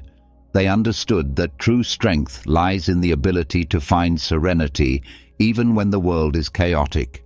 Instead of clinging to what we cannot control, they embraced silence and solitude as powerful tools for introspection and personal growth. You may not have noticed, but every time you carve out a moment of genuine silence, you open the door to a world of possibility. Imagine being alone in an empty room with no distractions, no obligations, just you, your thoughts, and the space around you. At first, it might feel uncomfortable, even empty, but if you have the patience to stay in that silence, you will discover that it has something to offer.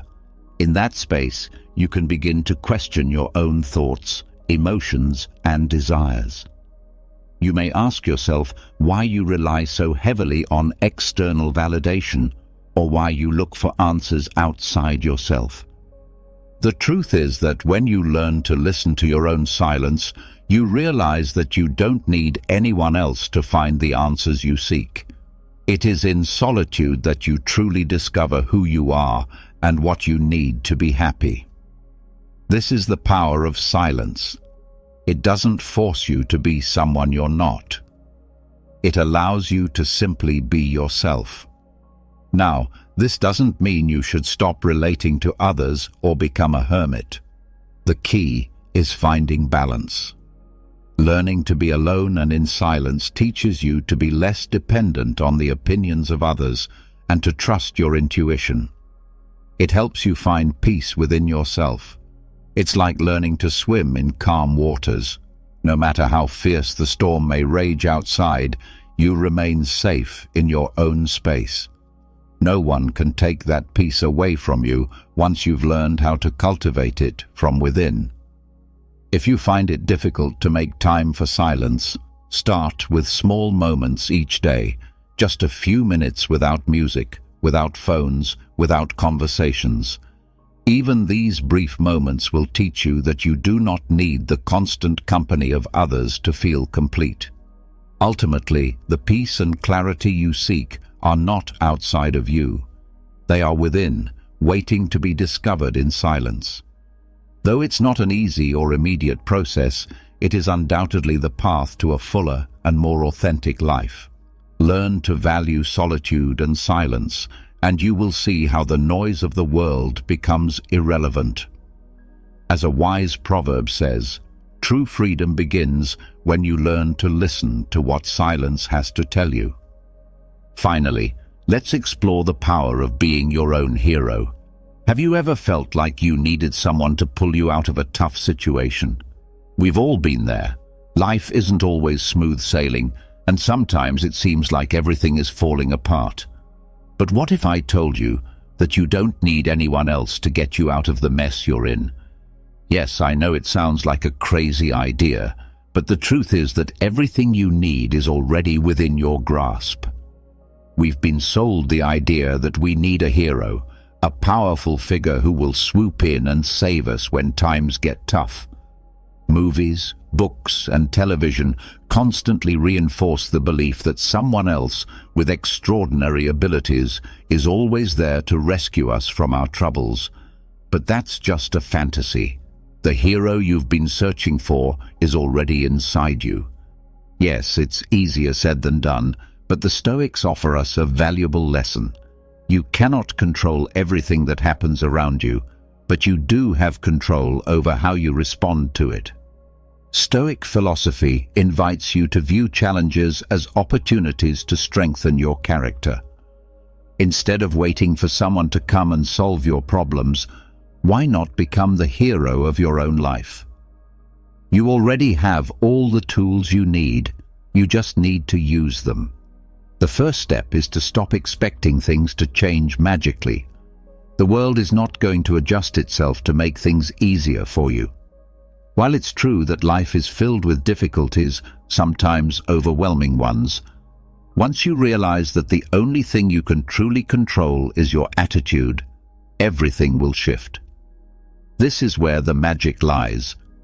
You have the power to turn every difficulty into a lesson for personal growth. To start, recognize that you are responsible for your own life. Instead of looking around for someone else to solve your problems, look inward and ask yourself, what can I learn from this? How can I grow through this difficulty? Life will never be perfect, but at least you can control how you choose to respond.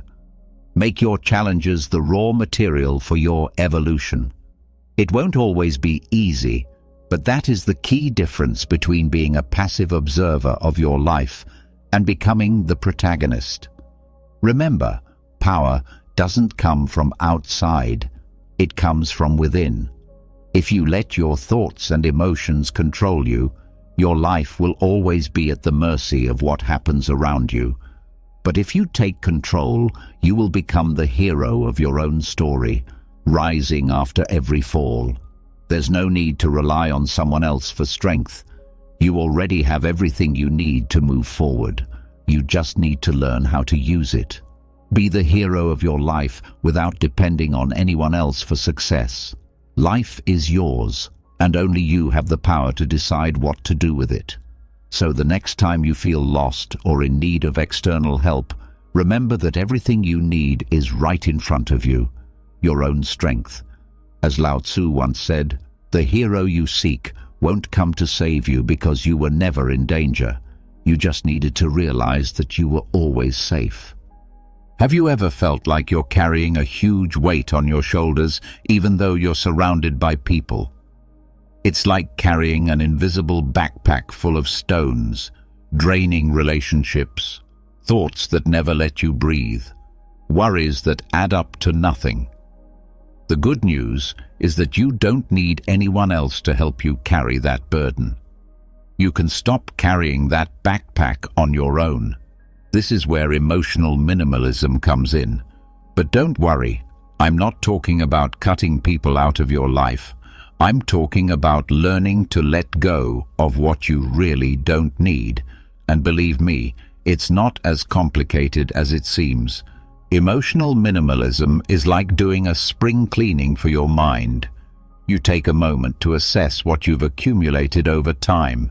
Friendships that no longer bring you joy, thoughts that get stuck in your mind like an annoying song, or fears that make no sense. Stoic philosophy teaches the power of focusing only on what we can control, and that includes our emotions and relationships. If something or someone doesn't bring you peace, do you really need it in your life? Imagine being surrounded by people who constantly drain your energy.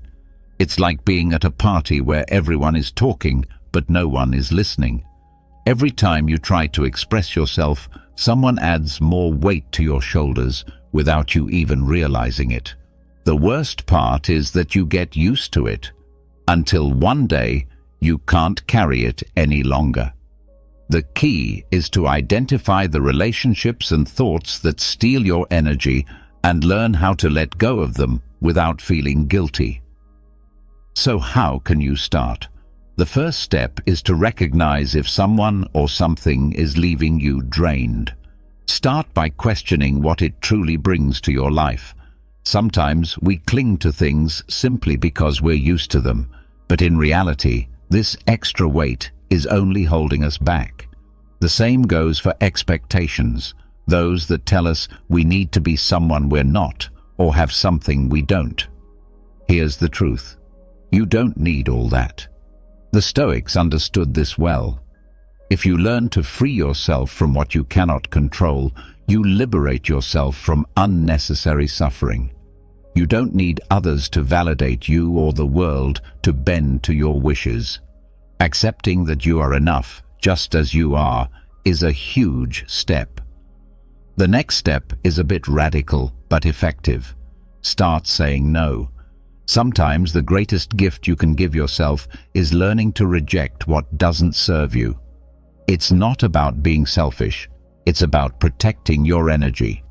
When you let go of what drains you, you create space for what truly nourishes you. So, how do you live without all the emotional baggage? Start by identifying what drains you and let go of what you don't need. Don't feel obligated to carry the expectations or emotions of others. In the end, the only thing you need in your life is what helps you become your best version. The rest is just noise. If you want to find peace, stop searching for it outside yourself. Look inward and let go of everything that hinders your happiness. The path to emotional minimalism is not easy, but with each step you will feel lighter and freer.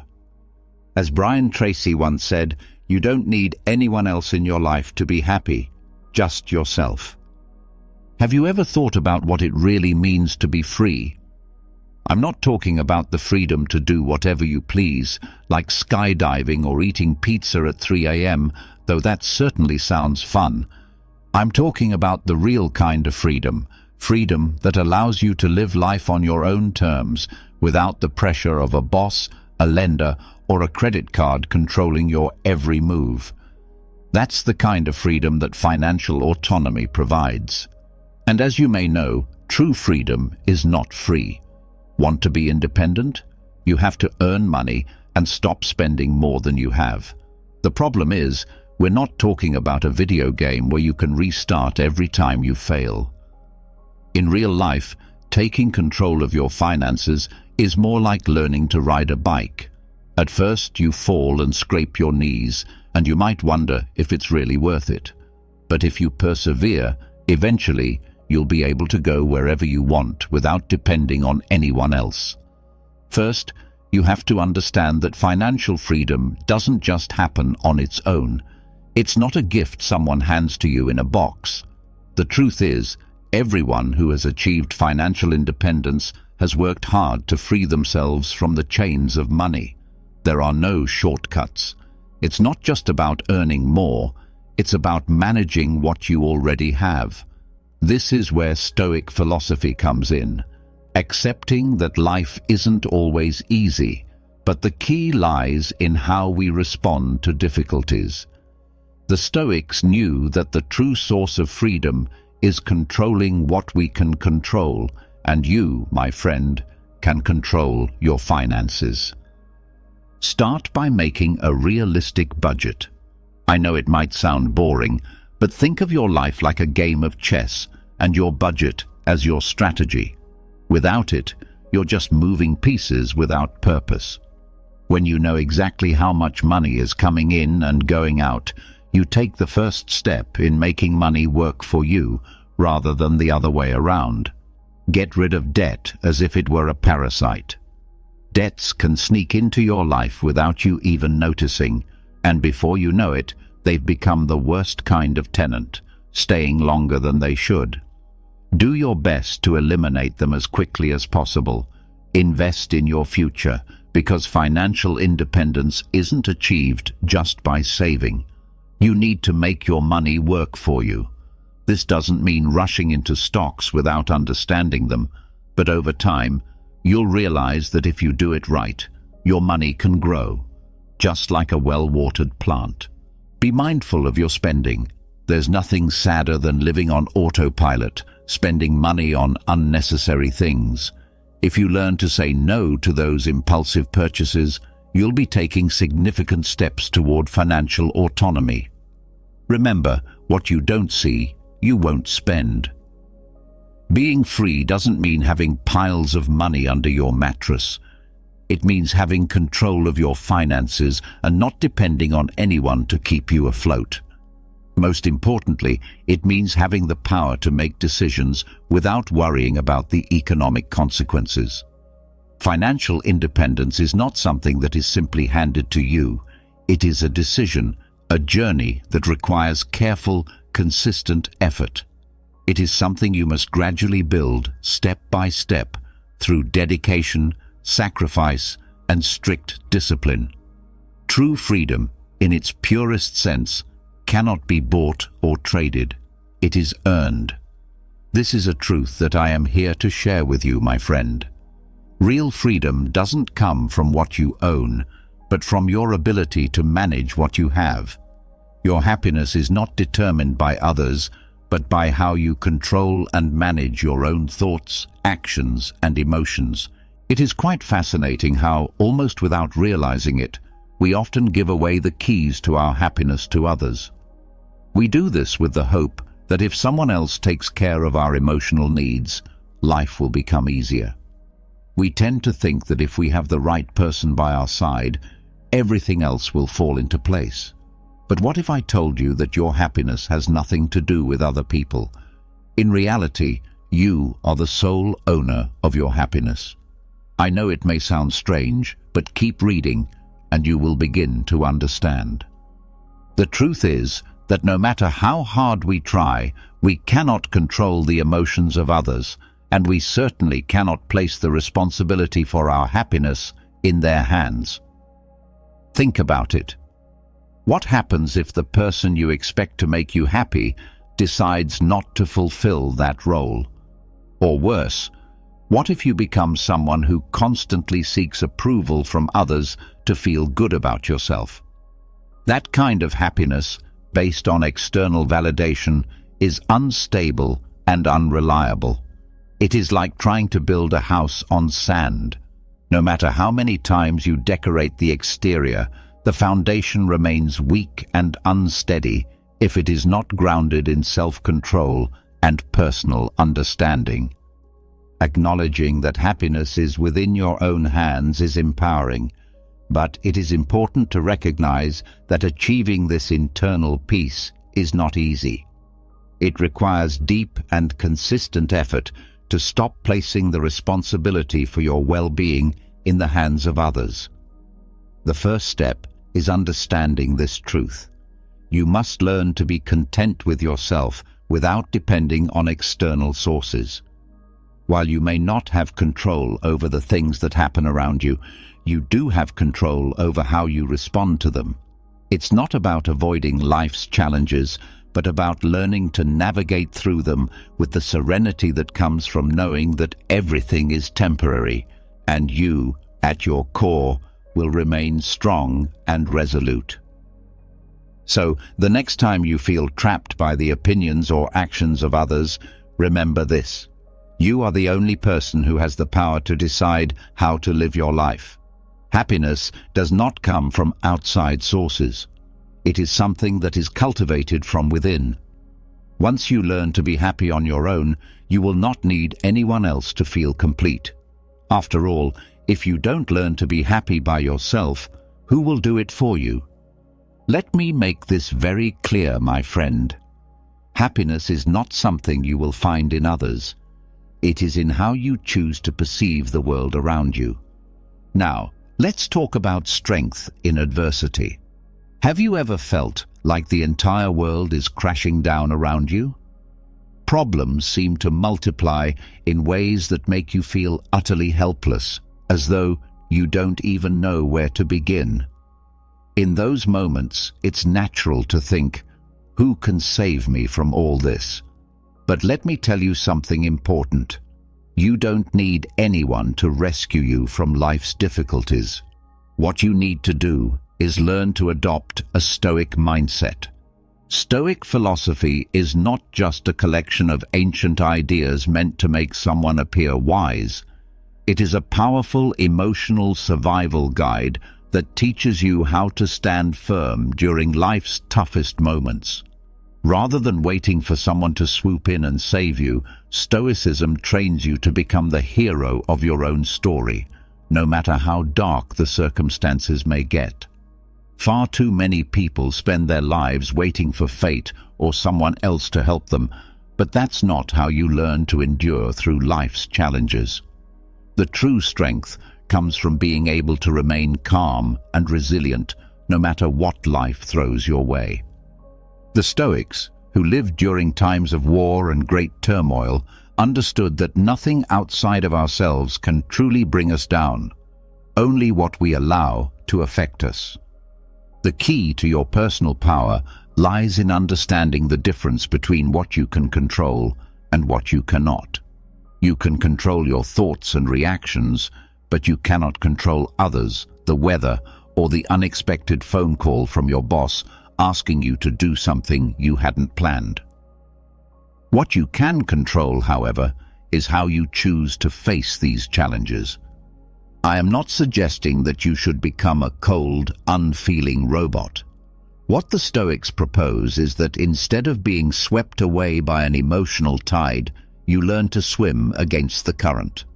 It's like falling into a mud puddle. Rather than complaining and becoming upset, you simply stand up, knowing that the mud is temporary and that you have the strength to rise above it. Stoic calm is not the absence of emotion, but the ability to prevent your emotions from controlling you. One Stoic technique to help you do this is called negative visualization. This might sound a bit strange, but it's actually quite simple. The idea is to imagine the worst possible scenario that could happen in a situation that is causing you anxiety. When you visualize this worst-case outcome, you realize that it doesn't destroy you. It's not as scary as it seemed at first. This exercise helps prepare you for whatever might come your way, enabling you to face challenges with greater strength and serenity. Another piece of Stoic advice is to remember that you do not need anyone to make you feel complete. Now, don't get me wrong.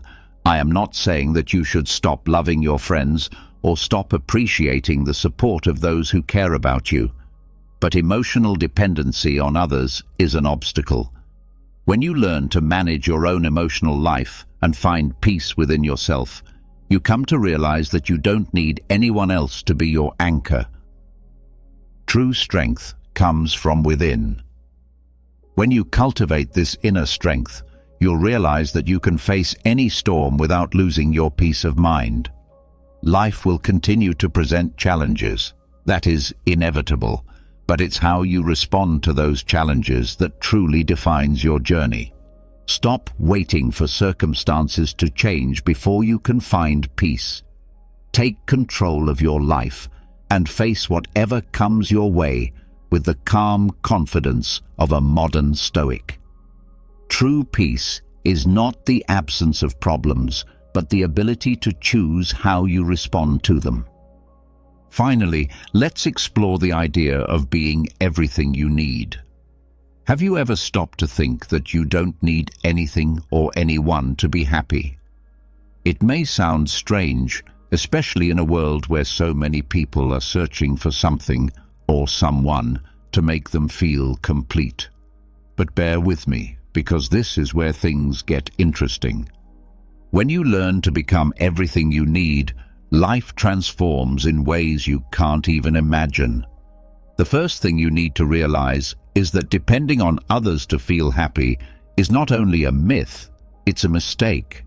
Of course, it's wonderful to be surrounded by people who care about you, but if your happiness relies entirely on others, you will never fully control your own life. It's like relying on someone else to recharge your emotional batteries. But what if you could be your own charger? What if you could find that power within yourself? This is where self-awareness comes into play. Getting to know yourself is not a quick process. It's not a 5-minute introspection session followed by immediate answers. It's a long, sometimes uncomfortable, and often challenging journey. But the rewards are immense. When you truly understand yourself, you realize that you don't need constant validation from others. You don't need their approval or their love or their attention to feel good about who you are. The key is learning to live fully and independently, not in the sense of being alone, but in the sense of being content with your own company. When you no longer depend on others to define your worth, you will find true freedom. The Stoics understood this principle well. Stoic philosophy teaches that we cannot control what happens around us, but we can control our response to it. True freedom lies in not needing anything outside of ourselves to feel complete. I know this may sound like something from a cheesy self-help book, but if you think about it, it makes perfect sense.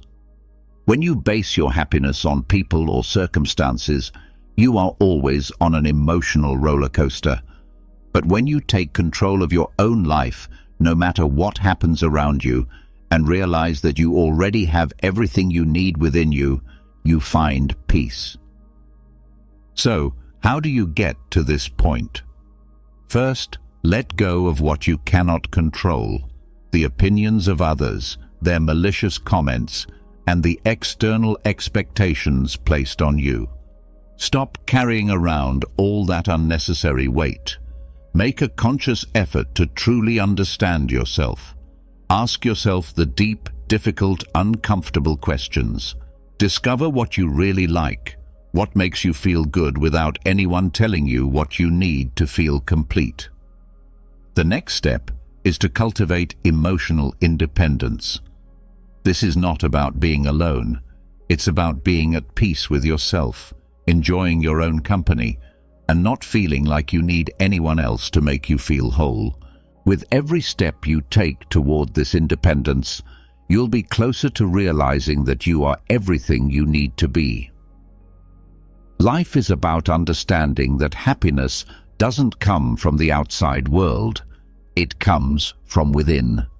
When you stop needing others to define your worth, you realize that everything you've been searching for, you already have. And that, my friend, is true freedom. No matter how painful it may seem, I'll make it clear to you.